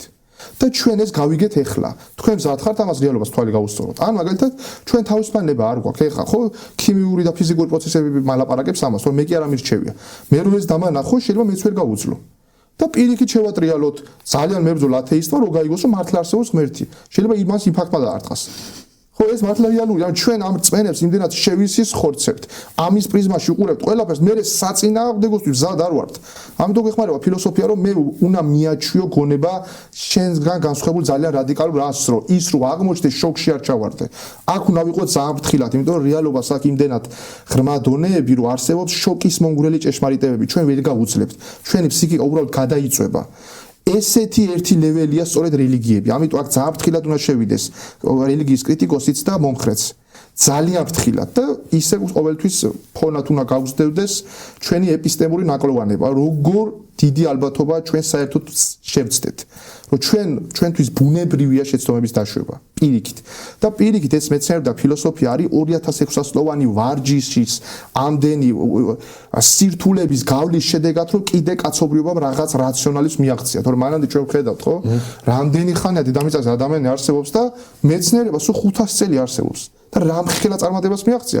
ფილოსოფია 2600 წელი. მანამდე იყო მხოლოდ მისტიკა, ანიმიზმი, რელიგიები, მისი პრიმიტიული ფორმები და მითოლოგია. იქ რა რაციონალიზმი იყო არაფერი. ანუ ამდენი ხანია ჩვენ დედამიწაზე ვართ და მხოლოდ 500 წელია მეცნიერული რაციონალიზმი გვაქვს და 2600 წელი ფილოსოფია. ეს არის სხვაში წვეთი. წინ კიდე უამრავი რამე უნდა გავიგოთ. ამიტომ აი შემიძლია ამ კავშირებზე რო გითხრათ. ისე ბაქარ, ძალიან საინტერესო მომენტი ერთი რა არის. აი ამ ქრისტიანულ რელიგიაში. და აქ ალბათ უფრო რელიგიაში არ ვიცი კიდე კონკრეტულად რა სიტყვა გამოვიყენო, მაგრამ არის ქრისტიანულ ასე თქვათ მეტანარატივში შესაძლებლობა ლიბერალიზმის. ანუ ერთგვარი თავისუფლების. ეს შესაძლებლობა აი მეტანარატივი, რომელიც არ უშვებს სხვა განსხვავებულ აზრს და განსხვავებულ აზრს თუ არ უშვებს, მაშინ თემიდან მოკვეთილი ხარ და მთელი თემი შენს წინააღმდეგ არის. მე არ ვამბობ რომ ეს ქრისტიანობას არ ქონდა. ან შეიძლება არ ქონდეს. იმიტომ რომ მსგავსი პრაქტიკები ხომ იყო და მსგავსი ასე თქვათ ნებისმიერი დევიაცია იყო ესეთი პრაქტიკაც რომელიც დასჭა და სხვადასხვა ასე თქვათ შესაძლებლობები, ხო? მაგრამ მაინც არსებობს ალბათ ერთგვარ საფუძველში, ბირთვში შესაძლებლობა რომელიც დევს ქრისტიანობის ეს არის ტოლერანტობა. ანუ ეს არის ის ალბათ რაც არ არის სხვა რელიგიებში აი ესე აშკარად და კონკრეტულად წარმოდგენილი. ანუ და ეს ტოლერანტობა, ეს შემწყნარებლობა სწორედ ქრისტეს მაგალითით არის და არა კონკრეტული ტექსტით. მაგალითად არსად არ მოიკითხავ შენ ვერსად ისევ ახალი აქმის არც ერთ სახარებაში, რომ კი შეიძლება რომ არ გწამდეს. ესეთი რაღაც აი შემწყნარებელი იყავი იმ ადამიანის მიმართ, ვისაც შეიძლება არ წამდეს. მსგავს რამეს ვერ ამოიკითხავ, მაგრამ გამომდინარე იქიდან, რომ ქრისტე როგორც ცენტრალური ფიგურა და პარადიგმა, რომელიც არ უშვებს შესაძლებლობას, რომ აგრესია გამოხატოს და მასში არის კონკრეტულად ესეთი, ასე თქვათ, მაგალითი. მარჯვენა ლოყაში გაგარტყავენ, მარცხენა მეუშვირე, ხო? თუ 60 მოგთხოვეს მოსასხამიც მიეცი და ასე შემდეგ. აი ამ იმტევებლობაში არსებობს შესაძლებლობა ტოლერანტობის ისეთი ინტერპრეტაციისაც, რომ ათეისტ ადამიანს მიიღო ისეთი როგორიც არის. ანუ ეს არის აი იმ ტოლერანტობის ისეთი ელემენტი, რომელიც აი ამ ბირთვში დევს და აი ამან შექმნა შესაძლებლობა, რომ ქრისტიანულ სამყაროში გაჩენილიყო მეცნიერება. და ეს მეცნიერება ვერ გაჩნდებოდა, რომ გამოვაცილოთ. არ ვიცი ჩვენ ესეთ ისტორიას ვერ გავიგებთ და ვერ შევისწრებთ, ხო, ხა ესეთ ექსპერიმენტს ვერაფრით, მაგრამ ფიქრითი ექსპერიმენტი შეიძლება წარმოვიდგინოთ, ხო? წარმოიშვებოდა საერთოდ ემპირიული მეცნიერება ისლამურ საზოგადოებაში, წარმოიშვებოდა კონფუციანულ, ან დაოისტურ, ან შინტოისტურ საზოგადოებაში ეს მეცნიერება. ჩვენ ვიცით პირიქით პრაქტიკას, სანამ კოლონიალიზმი არ მიაკითხა ამ საზოგადოებებს, აბსოლუტურად არავით არის ცვლილების კვალიც კი არ ემშნებოდა, მათ შორის დღევანდელ ყველაზე პროგრესულ იაპონიასაც კი. აბსოლუტურად არავით არის კვალი არ ემჩნევოდა. ეს არის პირდაპირ ასე კულტურული ინტერვენცია იყო. კულტურული ინტერვენცია იყო და შევცვალა ჩვენ დანარჩენი სამყარო. ქრისტიანულმა სამყარომ შეცვალა დანარჩენი სამყარო. თავად ისინი შეიძლება აი აქამდე შუა საუკუნეებში ყოფილიყვნენ. და აი გამომდინარე იქიდან, რომ ესე იგი ტოლერანტობა არსებობს. ამ შესაძლებლობა შექმნა თუ არა მეცნიერება. ხო, ძალიან კარგი კითხვაა და მანამდეც ნამდვილად კარგი ჩემთვისაც საინტერესო ანალიზი იყო. მოდი მოკლედ ვიტყვი ძალიან, რომ მეც გეთანხმებით, რომ ქრისტიანობაში არის ჩადებული ზოგადად ზეადამიანური და ზერელიგიური მიდგომები და პრინციპებიც, ხო? თუნდაც ყველა ადამიანი ღირებულია. დამოუკიდებლად ყველაფრისა, ხო? ახლა რელიგიურად ეს მოდის იქიდან, რომ ყველა ადამიანი ღვთის ხატია. მაგრამ ესეც რომ მოაცილო, ადამიანები კულტურულად მაინც ტოვებენ მეორე თეზის, რომ ყველა ადამიანი ღირებულია და ეს გადადის პოლიტიკაში, ლიბერალიზმში და ამ შემდეგ. ხო, ამიტომ ქრისტიანობა როგორ არის, ხო, რომ რადგან ძალიან პრაქტიკულ, ეგზისტენციალურ, ყოველდღიური ცხოვრების ხელშესახებ დონეებს ეხება საერთოდ ადამიანები ესე გაცნობიერებულად ესე ფილიოკვეს და თეოლოგიურ თესებს კი არიბლავენ, ისინი ტოვებენ ამას ცხოვრებაში, იმიტომ რომ გულით, გონებით გძნობენ, რომ ეს არის რაციონალური მინიმუმ, ანუ ეს არის justified belief, რასაც ვქენ, გამართლებული რწმენა. აი წარმოვიდგინოთ, ხვალიდან ჩვენ შევცვალეთ ერთმანეთს და ვამბობთ, რომ ზოგი ღირებულია, ზოგი არა. ჩვენ ხვდებით, რომ არაფერი კარგს არ მივიღებთ. ამიტომ ჩვენ თუნდაც არაცნობიერად ტოვებთ ამას. კი, ყველა ადამიანი ღირებულია. არ შეიძლება ადამიანის დაჩაგვრა, პირადი სივრცეს პატივისცემა და ამ შემდეგ. ახლა ამაზე ძალიან მიკუთვნებულობა რომ არა ქრისტიანობა ეს არ იქნებოდა და ისე თქვენ სწორი ხართ რომ სავარაუდოდ სხვანაირად როგორ წავიდოდა ისტორია ეს ვინ იცის, მაგრამ ფაქტია ესე მოხდა. მოდი შევეხოთ ეს მეცნიერების და ქრისტიანობის მიმართებას, რაც ძალიან საინტერესო საკითხია და ძალიან დიდი კვლევები არსებობს ამაზე. კი, ანუ ისტორიულად ეგრე მოხდა, ხო? მეცნიერება არსებობდა ანტიკურ ეპოქაში, მაგრამ ნატურ ფილოსოფიის სახით, ფილოსოფია მოიცავდა იმ დროინდელ ფაქტიურად ყველა დარგს და საკუთარ თავს მხოლოდ განასხვავებდა რელიგიებისგან და მითოლოგიისგან. ის იყო მან იმ დროინდელი მათემატიკა, ხო არის გამოკვლეული არისტოტელეს, აქ დაახლოებით 9-მდე დარგში აქვს კვლევები და სხვათა შორის არა მარტო აბსტრაქტული, ის დადიოდა პირველ დაგვირდებოდა ამ ცხოველ ჩვენ წავიდოთ მის ნაშრომები ცხოველთა წარმოშობის შესახებ, ან სულის შესახებ, იქ ისია ცხოველები აღწერილი გამორიცხული ეს დამჯდარიყო და ეს ეფიქრა. ის წავიდა და ნახა, ანუ ემპირიული კვლევებით ჩაატარა. შუა საუკუნეებში ასევე იყო ნატურ ფილოსოფია, ანუ ბუნებაზე აბსტრაქტული ფილოსოფიური დედუქციური სილოგისტური მიდგომები. აი მე-16 მე-17 საუკუნეებში იწყება მეცნიერება, რასაც ჩვენ დღეს ვეძახით. თუმცა უნდა გვახსენოს, რომ მაშინაც ნატური ფილოსოფია ერქვა მაინც. გაგახსენებთ, რომ მეცნიერული რევოლუციის კულმინაციად მიიჩნევა ისააკ ნიუტონის ნატურალური ფილოსოფიის მათემატიკური საწყისები 1687 წელს და დააკვირდით რა ქვია ნატურალური ფილოსოფიის რატო მეცნიერული მათემატიკური საწყისები. და სხვათა შორის გამოკვლეულია, რომ ადამიანზე რო ეთქვათ, რომ ეს არის scientist, ანუ მეცნიერი 1831 წლამდე არ ფიქსირდება. ანუ მე-19 საუკუნემდე მეცნიერებს ეწოდებოდათ ნატურფილოსოფოსები და მეცნიერებას ნატურფილოსოფი. ვიღაცა იტყვის სახეს სამშველობა აქვს, მაგრამ ეგრე არ არის. გამოყოფილი არ იყო, თუმცა გალილეო გალილეიმ და ესე იგი დაამკვიდრა როგორც ნორმატივი, რომ მოდი ჩვენ რო თეორიებს შევემუშავოთ, მე ექსპერიმენტულად დავტესტოთ. ანუ აბსტრაქტულ კრიტერიუმებს რო გაუძლო, ეს არ არის საკმარისი. აი მაგალითად, ხო ლოგიკურად დაასაბუთებ, რომ მძიმე და სუსტსაგანი რო გაუშვან, მძიმე უფრო მალე ჩამოვარდება. მაგრამ ნიუტონმა თქვა, მოდი ჩამოვაგდოთ. ნუ იტყვით მარტო აბსტრაქტულად. ნუ რა თქმა უნდა, ამას ის მინუს არ ვიტყვი, შეზღუდვა აქვს, რომ ბევრ რაღაცას უბრალოდ ემპირიულად ვერ გადაამოწმებ. მაგალითად, ყველა ლუწი რიცხვი რო ორზე იყოფა, ამის დაკვირვება პრინციპულად შეუძლებელია, მაგრამ მაინც ვიცით. ეს უკვე აპრიორული ცოდნის საკითხია. აი, დაუბრუნდეთ ქრისტიანობის და მეცნიერების მიმართებას. ხო, ისტორიულად ნამდვილად ობიექტურად თუ გადავალებ თვალს, ანუ მეცნიერული რევოლუციის ბევრი დამფუძნებელი იყო ქრისტიანი.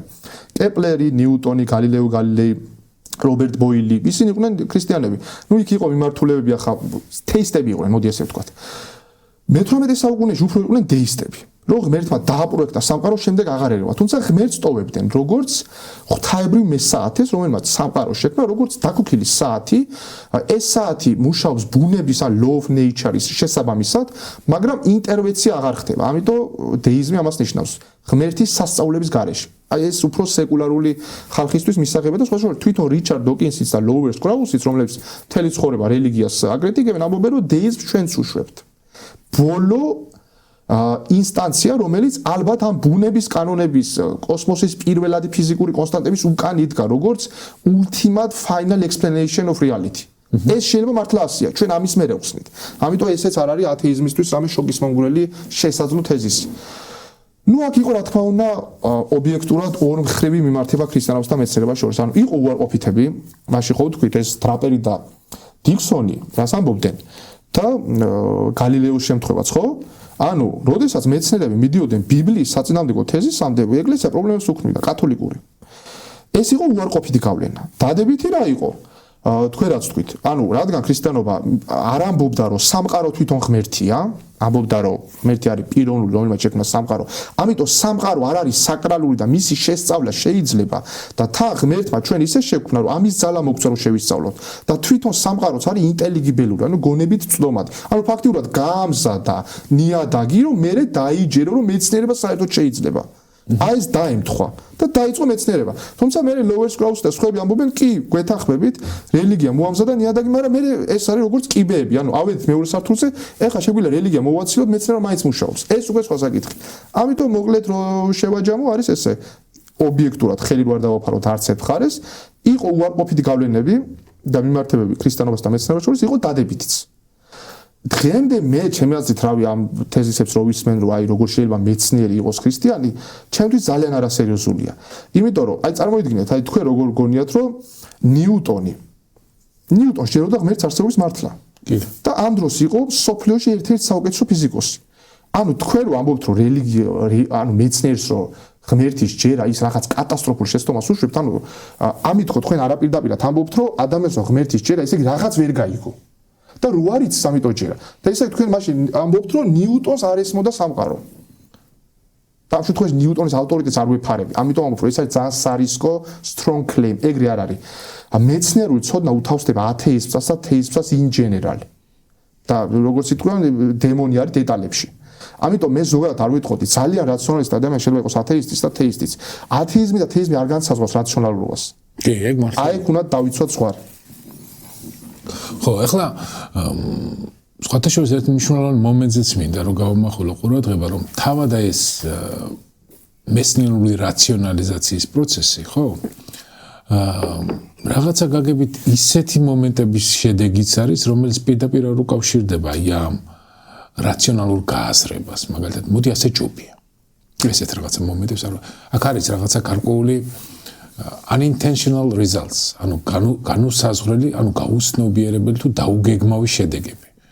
და ეს დაუგეგმავი შედეგების შესაძლებლობასაც მე ვუშვებ, რომ მაინც არის ქრისტიანულ მორალში. ისევ იმ ტოლერანტობის, ასე თქვათ, პრაქტიკაში, რომელიც დევს აი ამ ქრისტიანულ მოძღვრებაში. ანუ მიეცი კეისარს კეისის ახულო ღმერთს ღმრთისა, ეს შეიძლება გავიგოთ ძალიან ბევრნაირად, მაგალითად ეს შეიძლება გაიგო როგორც უთანასწორობის და ლეგიტიმაცია.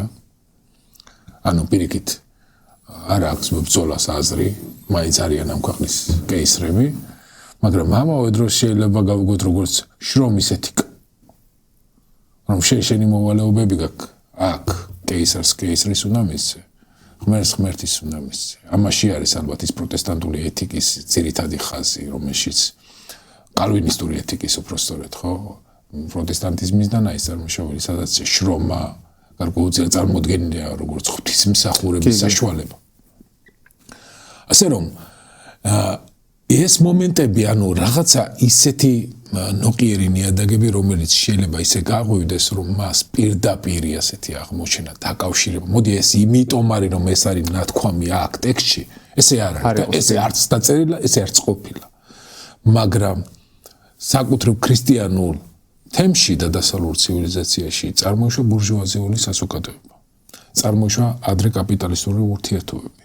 წარმოიშვა საქალაქო თვითმმართველობა.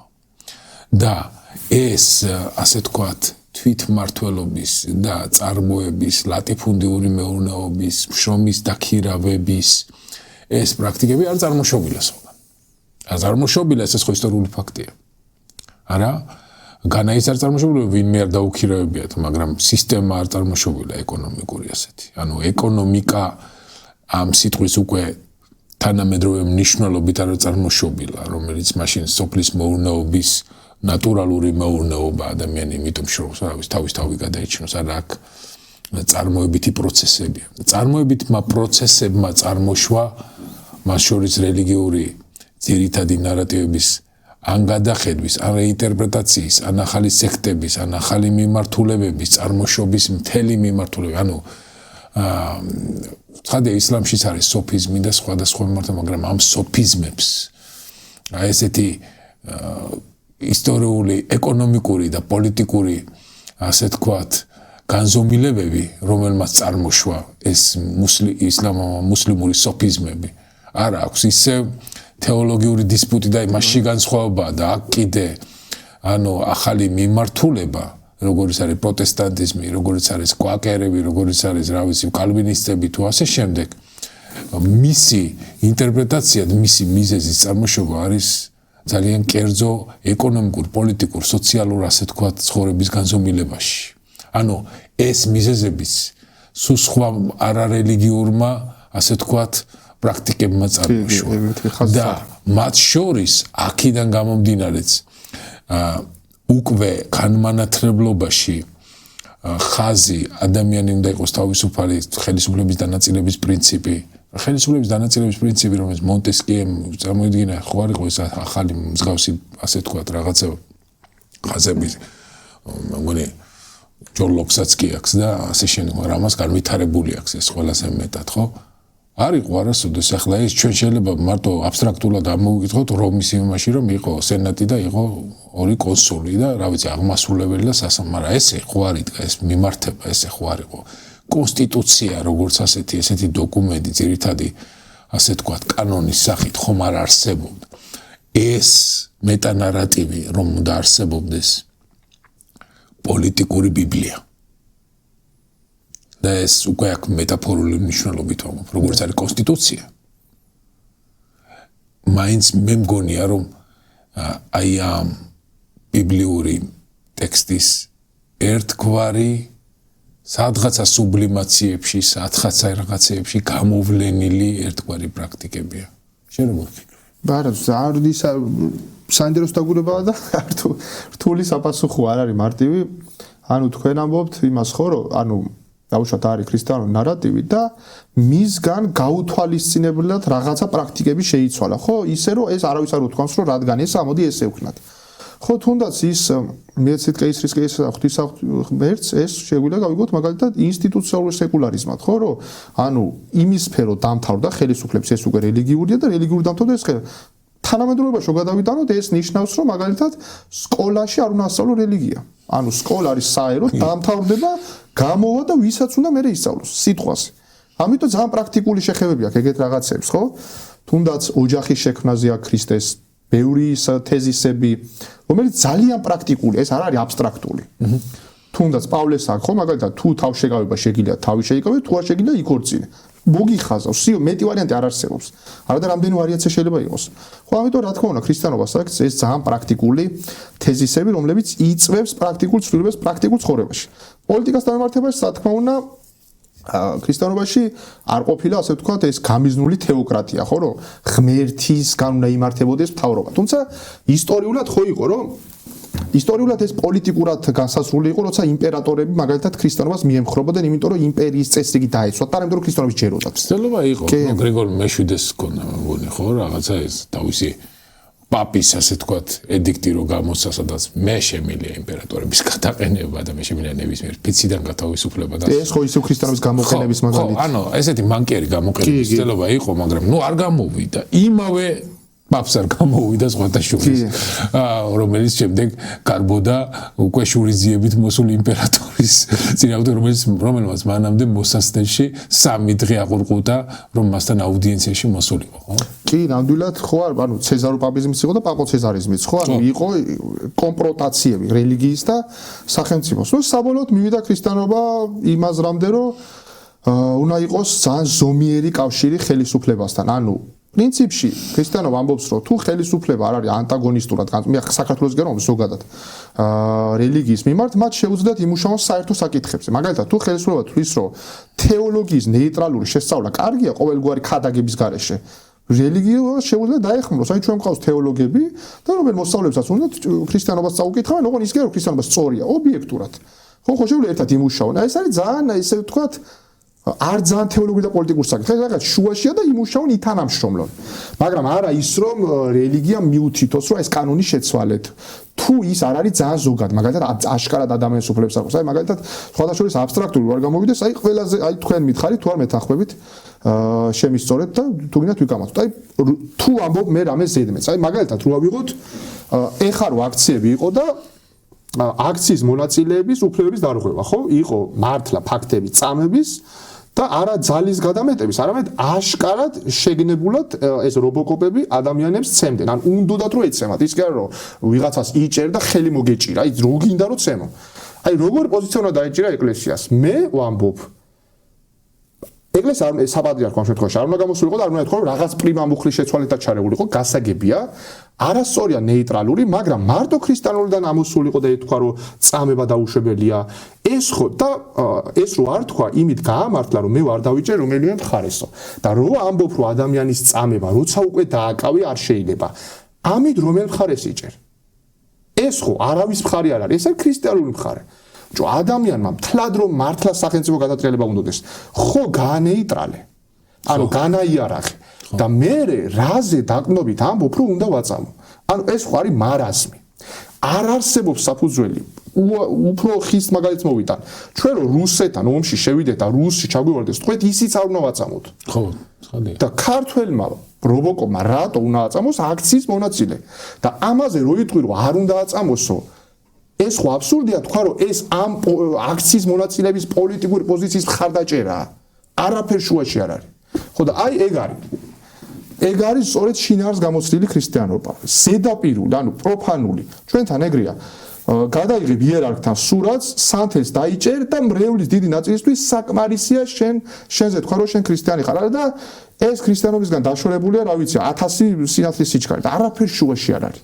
ანუ და მე ნახე ამას პოლიტიკოსები ბოროტად იყენებენ, იმიტომ რომ მან რო იციან რომ მრევლის წევრისთვის საკმარისია პატრიარქზე დადებითი თქვა, ეკლესიაში დაგინახონ და ქრისტიანად დაგიყვან, ის ამას გააკეთებს. მე თავის პოლიტიკურ ცხოვრებაში გააკეთებს ყველაფერს ანტიქრისტიანულს და შენთან წინააღმდეგობაში არ მოდა, შენ მაინც გიყვარს ის. აი ეს ჩვენ ქრისტიანობას იცავს. ამიტომ არ შეიძლება მით უმეტეს ჩვენ ქვეყანას არ ეკადრება, როცა 1600 წელია ქრისტიანობას მიუძდებით. ხო რომ ასე დაბალი კრიტერიუმით ჩამოვიყვანოთ ქრისტიანობის, რომ სანთელი თუ უჭირავს და მამაოზე თბილად საუბრობს, ამიტომ ქრისტიანია. ეს არის აბსურდი. ეს არასდროს არ ყოფილა ქრისტიანობის კრიტერიუმი. და ისევ ჯორდან პიტერსონს დავიხმარ, ხო? რადგან ადამიანები არიან ფარისევლები, უნდა დავაკვირდეთ ადამიანი რას აკეთებს და რას ამბობს. თუნდაც ქართულოსნებას რო დავაკვირდეთ, გარეგნულად ხო ქრისტიანობას ამბობენ. მოქმედება არის ანტიქრისტიანული შეგნებული. აი თუნდაც როგორ შეიძლება ვინმე რაციონალიზმის ფარგლებში თქვას, რომ ქართული ოცნება არის ქრისტიანობის დამცველი, როცა ხო ვთქვით, ქრისტე გვასწავლის, სახარების ქრისტე. გიყვარდეს შენი მტერი და დალოცე შენი მაწყევარი. ანუ ვინც გლანძღავს, ის დალოცეო. ქართული ოცნება როგორ უდგება ნებისმიერ საკითხზე განსხვავებულ სიტყვი და ხარ უსამშობლო მოღალატე სამშობლოს გადაწყვეტი და მხოლოდ იმიტომ რომ არ ეთანხმები. ეს არის ქრისტიანული მიდგომა? ეს არის განსხვავებულ პატივისცემა? და დათვლილია სხვადასხვა რომ ამ აქციებზე 350,000 კაცმა მიიღო მონაწილეობა ქვეყნის 45 ადგილას. და მთავრობა იმის ღირსადაც კი არ თვლის, რომ ამ აქციას უბრალოდ მისადმი პატივისცემით უპასუხოს. თუნდაც არ შეასრულოს. ეს რა შეჯდება საერთოდ? ან რა ქრისტიანობაში, ან რა ეთიკაში, რაც კი ჩვენ რაციონალიზმი ვიცით, ყველა კრიტერიუმით აბსურდია ესეთ ქცევა. გეთახმები. ეხლა ჩვენ სანამ შემოვიდოდით, ხო? ძალიან საინტერესო კითხვა დაგვისვა გოგამ. ძალიან საინტერესო კითხვა დამისვა. მე შევეცადე რომ გოგასთვის მეპასუხა. მაგრამ გავიმეორებ ამ კითხვას, რომელიც დაისვა და შემდეგ ვიმშელოთ ამ თემაზე. ვიმშელოთ. რომ გოგას თავარი კითხვა მდგომარეობდა იმაში, რომ თუ კი კაცობრიობა, არსებითად, ქრისტიანობის ძირითადი, ასე თქვათ, პარადიგმით ხელმძღვანელობს, ხო? კაცობრიობის ცივილიზაცია, არსებითად აი ამ ხაზით განვითარდა. როგორ შეუთავსა ორი პარადიგმა ერთმანეთს, ისე რომ თან არსებობს. ეს არის მეცნიერული პარადიგმა, რომ დაუშვათ სამყარო წარმოიშვა დიდი აფეთქების თეორიით და მეორე რელიგიური პარადიგმა, რომ სამყარო შეიქმნა ღვთის ნებით. და ეს ორი ერთმანეთს როგორ არაბათილებს. როგორ შეიძლება ეს ერთმანეთთან თანაარსებობდეს.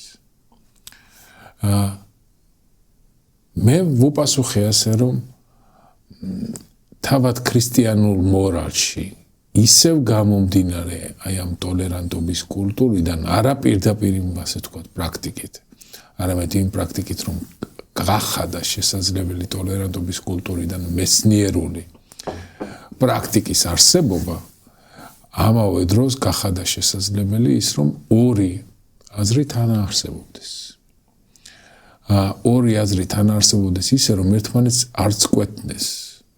ეს შეიძლება კვეთს თუ კი შეგნებულად დააპირისპირებ ორივეს, მაგრამ ჩვენ ხედავთ პრაქტიკაში, რომ მიუხედავად იმისა, რომ ახალი აღმოჩენა შეიძლება მივიღოთ ისეთი, რომელიც არსებითად კონკრეტულად გამორიცხავს უკვე ქრისტიანულ თეზას, ისტორიული თუ პრაქტიკული, ასე ვთქვათ, მოცემული. ახლა მაგალითად, რამოდენიმე ათეული 1000 წლის წინ გადაშენებული მგლის სახეობა დნმ-ის ნიმუშით აღადგინეს. ახლა ეს ხომ კონკრეტული ფაქტია, რომელიც არსებითად ისეთ ნარატივს ეწინააღმდეგება, რომ სამყარო წარმოიშვა 7000 წლის წინ. აბსოლუტურად. ანუ ეს როგორ შეიძლება? ახლა ეს ხო არ არის ისეთ ფაქტი, არა, ალბათ ვერ იცნობენ რაღაცა, არ ვიცი მე, თარიღებს თუ ასე შემდეგ, ხო? და ახლა თუნდაც გუშინ სიახლე გახლავთ ვების ტელესკოპიდან, რომ პირველად აღმოაჩინეს სიცოცხლის სიგნატურა ყველაზე მტკიცე, ასე ვთქვათ, ფაქტებით გამყარებული სხვა პლანეტაზე, რომელიც ძალიან დიდი მანძილით არის დაშორებული, რაღაც 120 სინათლის წელი. ნუ ტექნიკა არის ცხადია სპექტრული ანალიზში ისეთი, ასე ვთქვათ, ნიმუშებია აღმოჩენილი, ისეთი მოლეკულები და ისეთი შემადგენლობა, რომელიც დედამიწაზე მხოლოდ და მხოლოდ ცოცხალი ორგანიზმი ფოტოსინტეზით წარმოშობს. ანუ ის მისი სხვანაირად მიღება ისე, რომ ცოცხალი ორგანიზმი არ არსებობდეს, ჩვენთვის უცნობია. ანუ ესეთი ქიმია უცნობია. და ისეთი კონცენტრაციით არის, რომელიც აღემატება დედამიწას და მათ შორის ის პლანეტა ზომით აღემატება დედამიწას. არის ოკეანე, ანუ პლანეტა ოკეანე. ანუ ეს ფაქტიც, რომელიც ჯერ მხოლოდ კიდევ შესასწავლია და გასამყარებელია, მაგრამ უახლოეს მომავალ ჩვენ სიცოცხლეში აუცილებლად მოვესწრებით იმას, რომ ვნახავთ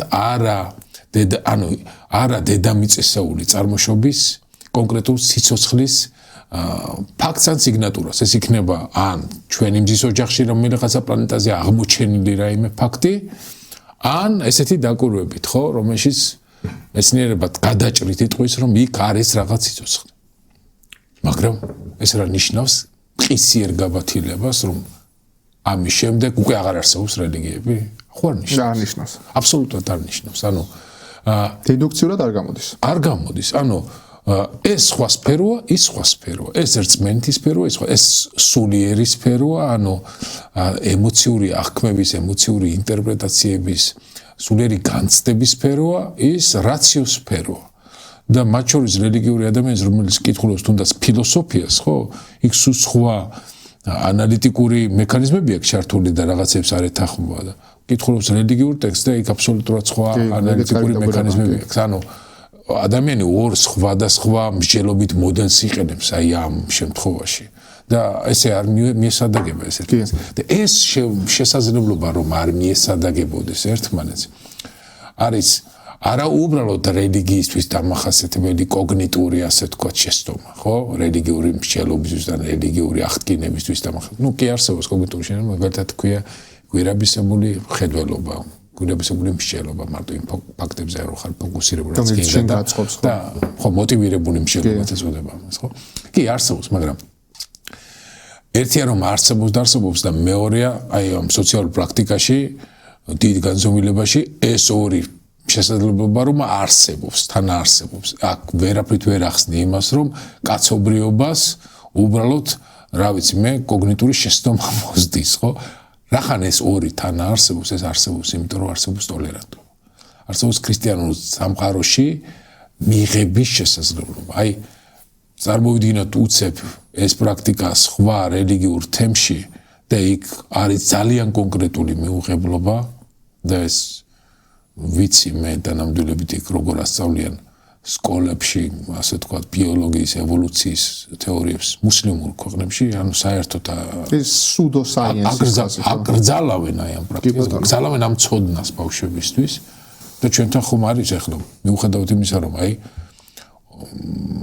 რაღაცა გამოკვლევებით, არ ვიცი რა მეცნიერული მეთოდით, მაგრამ 80% ცილდება მართლმადიდებელთა საზოგადოება, მაგრამ სკოლებში ლიტერატურა, სკოლის ლიტერატურა ეს არ არის ანუ თეოლოგიური და არ არის ესეთი, ანუ მეცნიერული ცოდნა, სეკულარული ცოდნა იქ მიწოდებული და არავინ არ ფილტრავს ამ რაღაც საკითხებს, ხო? იმიტომ რომ თან არსებობს, ეს ქრისტიანულ თემში შესაძლებელია. თან არსებობდეს ეს ორი რაღაც. შენ როგორ? კარგი დაგვირაბება იყო ნამდვილად. მოდი ესე ვთქვათ. ერთი რა არის, ხო თქვენ ტოლერანტობისგან გამოიყვანეთ, ხო? კი, უბრალოდ ეს ობიექტურობის უნდა ვთქვათ, რომ ქრისტიანობაშიც არის ეს ხისტი ხაზი, მაგალითად მეცნიერული კრეაციონიზმი. ანუ ისინი ამბობენ, რომ ბიბლია მეცნიერულ სურათს გვთავაზობს სამყაროს. ამიტომ თუ თანამედროვე მეცნიერებასთან წინამდებობაში მოვიდა, ისინი უარყოფენ თანამედროვე მეცნიერებას. საერთოდ ევოლუციის თეორიის დებატი მოდის ეს მეცნიერული კრეაციონიზმიდან. ამიტომ ქრისტიანობაშიც არის ეს ხაზი, განსაკუთრებით ამერიკის შეერთებულ შტატებში, ძალიან ხისტი და ამიტომ ათეისტთა რადიკალიზმიც მოდის თეოლოგიურ რადიკალიზმის საპასუხოდ. რომ ესენი ამბობენ, რომ 2000 წლის უკან დაწერილი წიგნში უფრო სწორი წერია, ვიდრე დღეს რომ ვაკვირდებით. ხო ეს რა ნონსენსია. მათ ფაქტურად, ასე ვთქვათ, ქრისტიანობასაც სახელი გაუტეხეს. ინგაგებით რომ ვინც ქრისტიანობა არის ის გონიათ რომ ეს არის. მაგრამ კაი. მეორე, აი მოდი ასე ვთქვათ, ნახეთ ფილოსოფიურად როგორ არის. ანუ ჩვენ რო შევხედოთ ეს ნახეთ, სამყარო არსებობს ჩვენგან დამოუკიდებლად, ხო? ამას ქვია რეალიზმი, აღიარებს მეცნიერებაც. შესაბამისად, მასზე ყველა ჭეშმარიტება არსებობს ჩვენგან დამოუკიდებლად.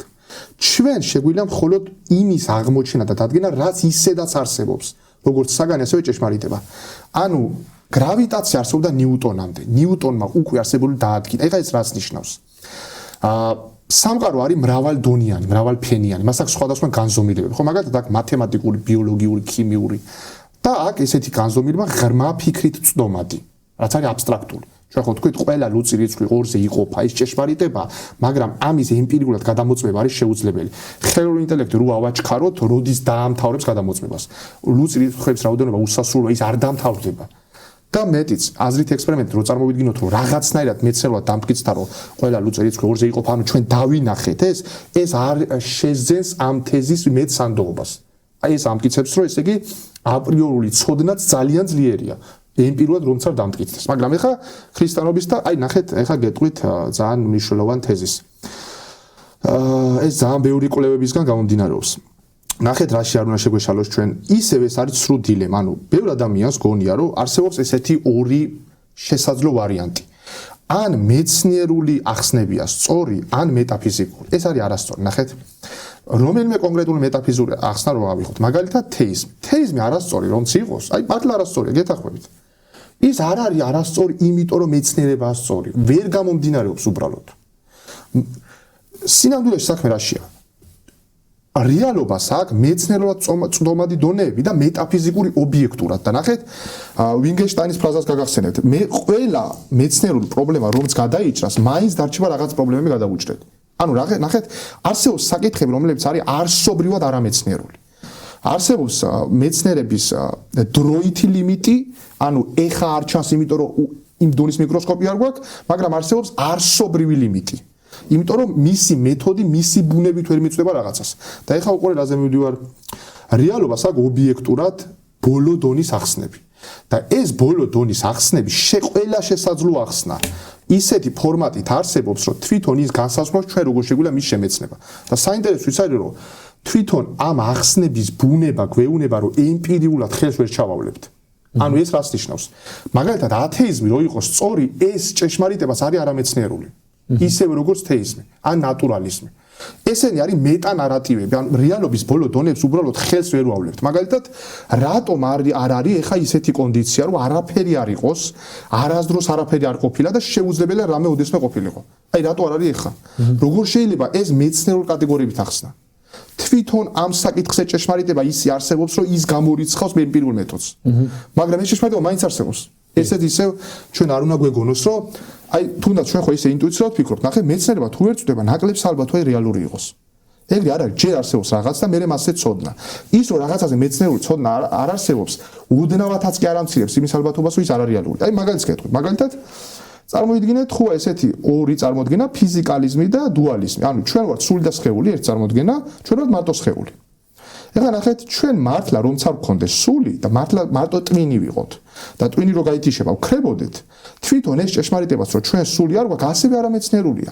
იმიტომ რომ სული თვითონ ისეა დეფინირებული, რომ რომც არსებობდეს, ვერც აღმოაჩენდი მეცნიერულად. და რო ვერ აღმოაჩინე, ვერ გამოიყვან, რომ არ არსებობს. ანუ ეს არის ისევ მეტაფიზიკური ჭეშმარიტება ნეგაციური. რაღაც არ არსებობს. და ესეც არასწორია კიდე რომ ამბობენ, რომ რაღაც არ არსებობს, ვერ დამტკიცდებაო. მაგალითად ჩვენ დავამტკიცებთ, რომ კუთხეები ან წრე არ არსებობს. ან გვალი კვადრატი, ან ხის რკინა, ან დაუქორწინებელი ადამიანი, რომელსაც ცოლი ჰყავს. ანუ ცნება თუ შეიცავს ლოგიკურ თვით კონტრადიქტორულობას, ის ვერ იქნება აქტუალური. დაუქორწინებელი ადამიანი, რომელსაც ცოლი ჰყავს, შეიძლება არსებობს. ანუ შეუთავსეთ. კი, ექსი მინახავს გასი.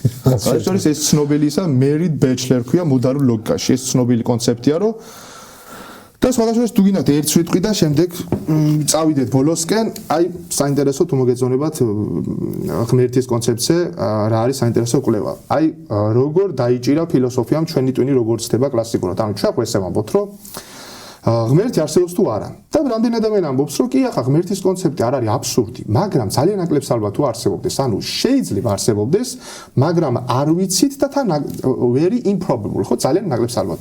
აი ნორმალ მალკომმა რა დაიჭირა. ნახეთ, მოდარ ლოგიკაში დაამატა 4 კატეგორია: შემთხვევითობა, აუცილებლობა, შესაძლებლობა, შეუძლებლობა. ეხლა ნახეთ, თუ ჩვენ ვაღიარებთ, რომ ღმერთში ჩვენ გვესმის სუბსტანცია, რომელიც არის maximally perfect being, ან უსრულყოფილესი, მაშინ აი დაუკვირდით. ესეთი არსება თუ არსებობს, მაშინ არსებობს აუცილებლად. და თუ არ არსებობს, შეუძლებელი არსებობდეს. მეტი ვარიანტი არ არსებობს. ეხლა რა ხდება? ჩვენ და კანტიც ამაში შეცდა. ნახეთ, ჩვენ თუ ვიტყვით, რომ ესეთი არსება შეიძლება არსებობდეს, თუ შეიძლება, ესე იგი შეუძლებელი არ არის. და თუ შეუძლებელი არ არის, აუცილებელია. და ამის ნორმალურ კომის აღმოჩენა რა იყო? ჩვენ თუ ვიტყვით, რომ ღმერთი შესაძლებელია, შესაძლებლობიდან რეალობამდე მანძილი აღარ არსებობს. შესაძლებლობა ღმერთში უდრის რეალურს. ამიტომ ათეისტმა ის კი არ უნდა თქვას, რომ შეიძლება და არ ვიცით. უნდა თქვას შეუძლებელია. ანუ 0. გამორიცხული არასდროს არ იყო. და ამ გაგებით მან უნდა დაასაბუთოს, რომ ღმერთი არის როგორც კუთხეებიანი წრე. აი ეს არის ჩემი აზრით ძალიან საინტერესო მიგნება, რომ თუ ღმერთი არის possible, მაშინ რეალურია. იმიტომ ნახე, რა არის ლოგიკა, რომ ღმერთი ვერ აღმოჩნდება, რომ არსებობს. ან ღმერთი არსებობს ყველა შესაძლო სამყაროში, ან მისთვის არ არსებობა არის შეუძლებელი. აქ ლოგიკის 4 კანონის ძირითადი ასე თქვა თეზისებს არ შეიძლება 2 ასე თქვა მტკიცება ერთდროულად იყოს მართალი. ურთიერთგამომრიცხავის მტკიცება იყოს მართალი. ანუ ეს ლოგიკის ძირითადი პრინციპები, ხო?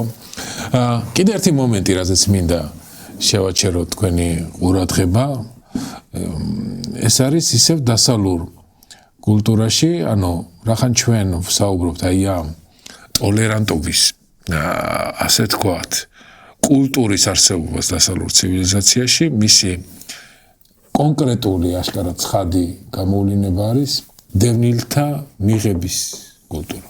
დევნილთა მიღების კულტურა. და დევნილების მიღება ეს არის ძალიან დასავლური ასე ვთქვათ მოვლენა.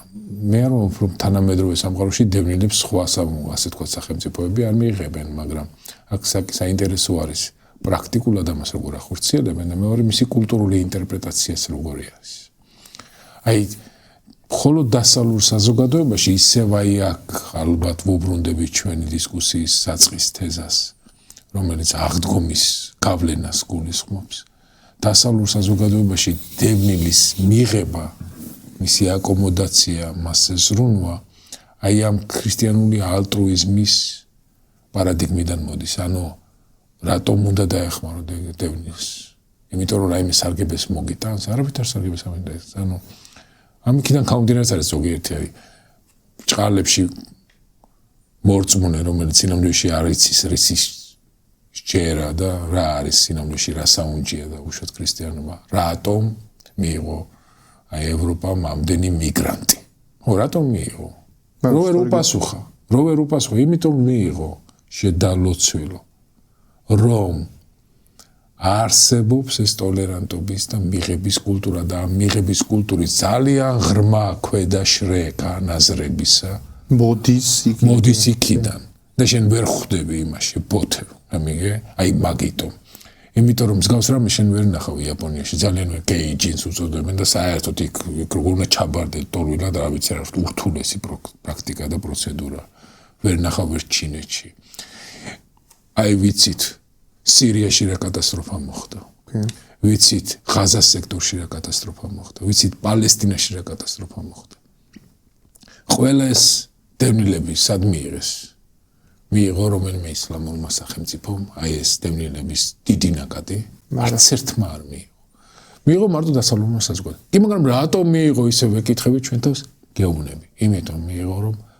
ეს ეს ადამიანი იმიტომ კი არ აკეთებს დაუშვათ ვიღაცა პოლიტიკური ფუნქციონერი რომ ჩაიხედა ბიბლიაში და იქ ამოიკითხა საერთოდ არ იცის ეს კავშირი კულტურულ კოდს ხო ეს არის კულტურული სივრცე იმ კულტურულ სივრცეში არის ადამიანი ის შეიძლება იყოს კულტურულად ქრისტიანი მაგრამ აბსოლუტურად არ იყოს ასე თქვათ რელიგიური ადამიანი აბსოლუტურად არ იყოს რელიგიურად და ანუ შეიძლება იყოს ქრისტიანი მაგრამ იყოს ათეისტი აბსოლუტურად ჩვეულებრივი რამე სხვა შორის ეგ რიჩარდ დოკინსი რომ ჩვენ ვახსენეთ მან თავისთავად სუსტად ასე დააიდენტიფიცირა მე ქრისტიანი ვარ კულტურულად მაგრამ არ ვარ რელიგიური ადამიანია და გასაგებია რასაც გულისხმობს ეგ წამყვანი იყო იმდენად ბრიყვი რომ ვერ მიხვდა ეს ორი ერთმანეთს როგორ შეუთავსაო მაგრამ ეს არის ზუსტად რომ ეს ტოლერანტები იმიტომ მიიღეს რომ მასში არის რაღაცა ტოლერანტობის ის კოდი ობლიგაცია ვალდებულება რომ შენ უნდა იზრუნო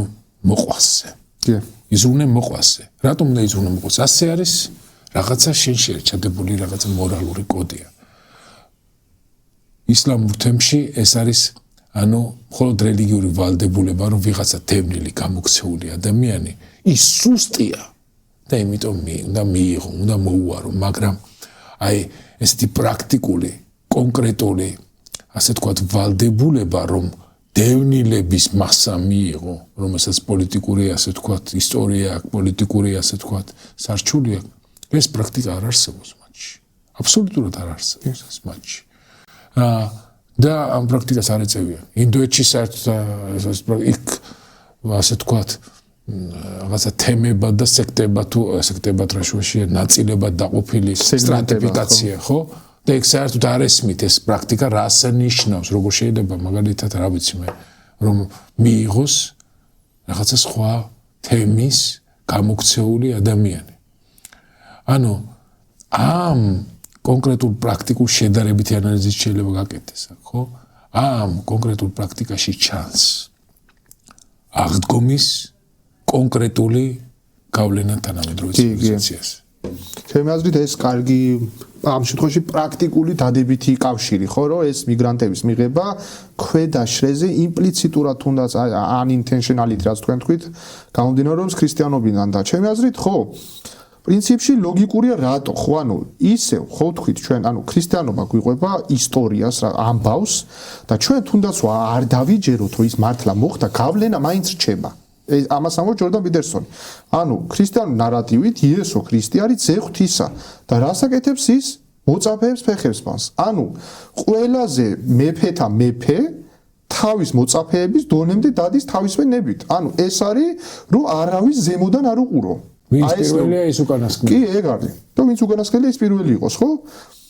და პავლეს ცნობილი ეპისტოლე ყველაზე გავლენიანი ხომ ხადაგებლის რომ აღარ არის კაცი და ქალი ანუ თანასწორობის იდეა აშკარად არის გატარებული და ის მერე რომ ეპისკოპოს ემორჩილმა მხდელი და ის მრევლს და ეს უკვე არის ეკლესიის ადამიანური განზომილება რომელიც მერე მოხდა მაგრამ ეს იესოდან რაც მესიჯი მოდის ინსტიტუციონალიზაცია და ადამიანურ ლეველზე როგორ გაიშალა და ეს კოდები რაც ჩაიწერა რაც შემდეგ გავრცელდა და პოლიტიკაში ამა თუ იმ გამოხატულება პოვა მოდის აქიდან რომ აქ აშკარად გამოკვეთილი იდეაა რომ არ არის სტატუსებით ერთმანეთზე შედარებები ვინ ვის ჯობია პრინციპში ქრისტიანობაში როგორ დარდება ადამიანი ვინც ამ ღირებულებებს მეტად იცავს ის არის მაგარი და არა ის ვის ბევრი ფული აქვს ან ესე დარდება და არა ის ვინ პრეზიდენტი ან თანამდებობებით პირიქით ქრისტიანობაში არის რომ რაც უფრო მაღალი თანამდებობა გაქვს უფრო მეტად პასუხისმგებლობა დიდია უფრო დიდი ზეწოლაა ხო, ამიტომ ჩემი აზრით ეს ძირითადი აკლემი ვერ გაძრობა ნემსის სულში, ისე მდიდარი ვერ შევა სასופოში. ანუ ამ მატერიალურ წარმატებას ბევრად მეტი სირთულე მოაქვს გაუშვათ ადამიანისთვის, ცხონებისთვის, ხო? ეხლა თავისთავად ხადე ძალიან საინტერესოა თვითონ ეს პასაჟიც, მაგრამ ამ პასაჟის აი პრაქტიკაში წინააღმდეგობა, რომელიც უკვე შუა საუკუნეებში იყო, როცა წარმოიშვა ბურჟუაზიული საზოგადოება, წარმოშვა სხვა მიმართულება, ხო, რელიგიაშიც. ანუ ფაქტია, რომ სადაც იყო პროტესტანტული საზოგადოებები, იქ განვითარდა აი ყველაზე ესეთი ცალსახა და აშკარა კაპიტალისტური კულტურაც. და აქაც ისევ რაღაცა რელიგიური ინტერპრეტაციის თუნდაც საწინააღმდეგო მიბაძვა აღმოჩნდა რაღაცა კულტურის განვითარება. ანუ ხო არის მიბაძვა პირდაპირ იქიდანაც არის, მაგრამ არსებობს მიბაძვა საწინააღმდეგოც. აი საწინააღმდეგო მიბაძვის არაჩვეულებრივი მაგალითია მოდა მაგალითად, ხო? მოდა არის მიბაძვა. მაგრამ მოდას რო არ მისდევს კაცი. აი რატო არ მისდევს მოდას? იმიტომ რომ იცის მოდა და იმის საწინააღმდეგო სპეციალურად, ხო? ანუ მას გონია რომ არავის არ ბაზავს, მაგრამ წინამძღოლში ეს არის საწინააღმდეგო მიბაძვა. ხო? ანუ აქაც კი ისევ ამ ნარატივთან მიდიხარ ისევ რაღაცა ნათესაურ კავშირში. ძალიან საინტერესო მომენტია ესეც. ხო, აი ჩვენ რა დასკვნამდე მივედით, ხო, ერთი დასკვნა, ჩემი აზრით რაც საინტერესო არის, რომ ქრისტიანობაში არსებობს ეს არაფერი, ამაში ექსტრაორდინარული არ არის ეს თქვა, ზოგად ადამიანური პრინციპები. არა მაინდა-მაინც სპეციფიკურად ქრისტიანული რო თუ არ გჯერა რომ ადამი და ევა ისტორიულად არ არსებობდა დაიღუპი. არა. გეუბნებით, ბართ ჰერმანი მთელი ცხოვრება ქრისტიანობას აკრიტიკებს და თვითონ ამბობს მე თვითონ მივждებ ამ იესოს პრინციპებს. და როგორც თქვენ თქვით, არ არის აქ წინააღმდეგობა. ანუ მეტაფიზიკას თუ მოაცილებ, ეს ძირითადი ადამიანური მიმართებებზე სწავლებები, რასაც ქვია ცხოვრების ფილოსოფია, როგორ იცხოვრო. ყველა ძირითად მიმართულებებში ადამიანები ამბობენ ვინც საერთოდ არ არის ამ შემთხვევაში ლიტერალური გაგებით ეკლესიის წევრი, რომ მუშაობს პრაქტიკაში ეს პრინციპები წარმატებით და უკეთეს სოციუმი გვაქვს, ვიდრე ამის საწინააღმდეგოდ თუ წავალთ. და ამიტომ მიიჩნევა, ხო, რაბინ მასწავლებლად იესო, ანუ ის მოვიდა და ზოგადად არის წიგნები იესოს ფილოსოფია. რა იყო იესოს ფილოსოფია? იმისგან დამოუკიდებლად მოაცილო აღდგომა, ამაღლება და ესქატოლოგია და თეოლოგია. და ფაქტია მუშაობს და ყველაზე დიდი გავლენა მოახდინა. ანუ რატო არ არის კანტის მაქსიმები უფრო ცნობილი ვიდრე იესოსი? რავი, ან პლატონის ეთიკის თეორია, ან სპინოზა, ეს არის მკვლევარებისთვის. მაგრამ იესო არის ყველაზე მეტ ადამიანს შეეხო. და რავი, ისლამშიც ის უდიდეს წინასწარმეტყველად ამიჩნეულა, რომ მის ეთიკურ სწავლები იქაც მნიშვნელოვანია. და არც იუდაიზმში ეს გამოკვეთილად სრულ მესია. იქაც კი პატივცემულია და საერთოდ რო აიღო ინდუიზმი, ბუდიზმი, ის მიჩნეულია გასგოსნეულ პიროვნებად. ანუ ფაქტიურად სისტემა არ არსებობს, სადაც იესო აშკარად აღგულია ბოროტ პიროვნებად. ყველგან არის რომ რაღაც ამ ადამიანში იყო სინათლე, რომელიც დატოვა. ხო. არავინ არ ამბობს, რომ ეს არის შეგნებულად მავნებელი. არავინ, ფაქტიურად. კი. ნამდვილად. დიდია, დიდი მასწავლებლის კვალი კაცობრიობის ისტორიაზე. ასე რომ აღდგომის დღესასწაული მართლა მნიშვნელოვანი დღესასწაული. ანუ მნიშვნელოვანია ყველასთვის. აქ ადამიანი არის თეისტი, ათეისტი. ყველას უნდა ესმოდეს, რომ აქ ბევრად მეტი რამ მოხდა. ბევრად დიდი თესლი ჩაიდო, ვიდრე შეიძლება წარმოიდგინოს ძალიან ცალსახა ერთი განზომილებით რელიგიური ინტერპრეტაცია. ჩემი გადაცემა სწორედ ამას ეძღვნებოდა, რომ კარგად გავიაზროთ ამ მოვლენის მნიშვნელობა, მისი გავლენა, მისი ექო კაცობრიობის ისტორიაზე. ანუ ეს ექო არის განუზომლად დიდი, მას არ აქვს მხოლოდ რელიგიური შინაარსი, მას არ აქვს მხოლოდ რელიგიური ნარატივი, გავლენა, მას აქვს ძალიან კონკრეტული, სპეციფიური გავლენა უკვე თანამედროვე საზოგადოებაზე ჩვენს რეალობის ინტერპრეტაციას. ნამდვილად. მადლობა ბაქარ. მე მგონი საინტერესო საუბარი გქონდა. მეგობრებო, ეს გახდათ ბაქარ ქავთარაძე, მე ირაკლი მეფარიშვილი. ჩვენ მე მგონი საინტერესოდ ვისაუბრეთ. მადლობა ყურადღებისთვის. მომავალ შეხვედრამდე.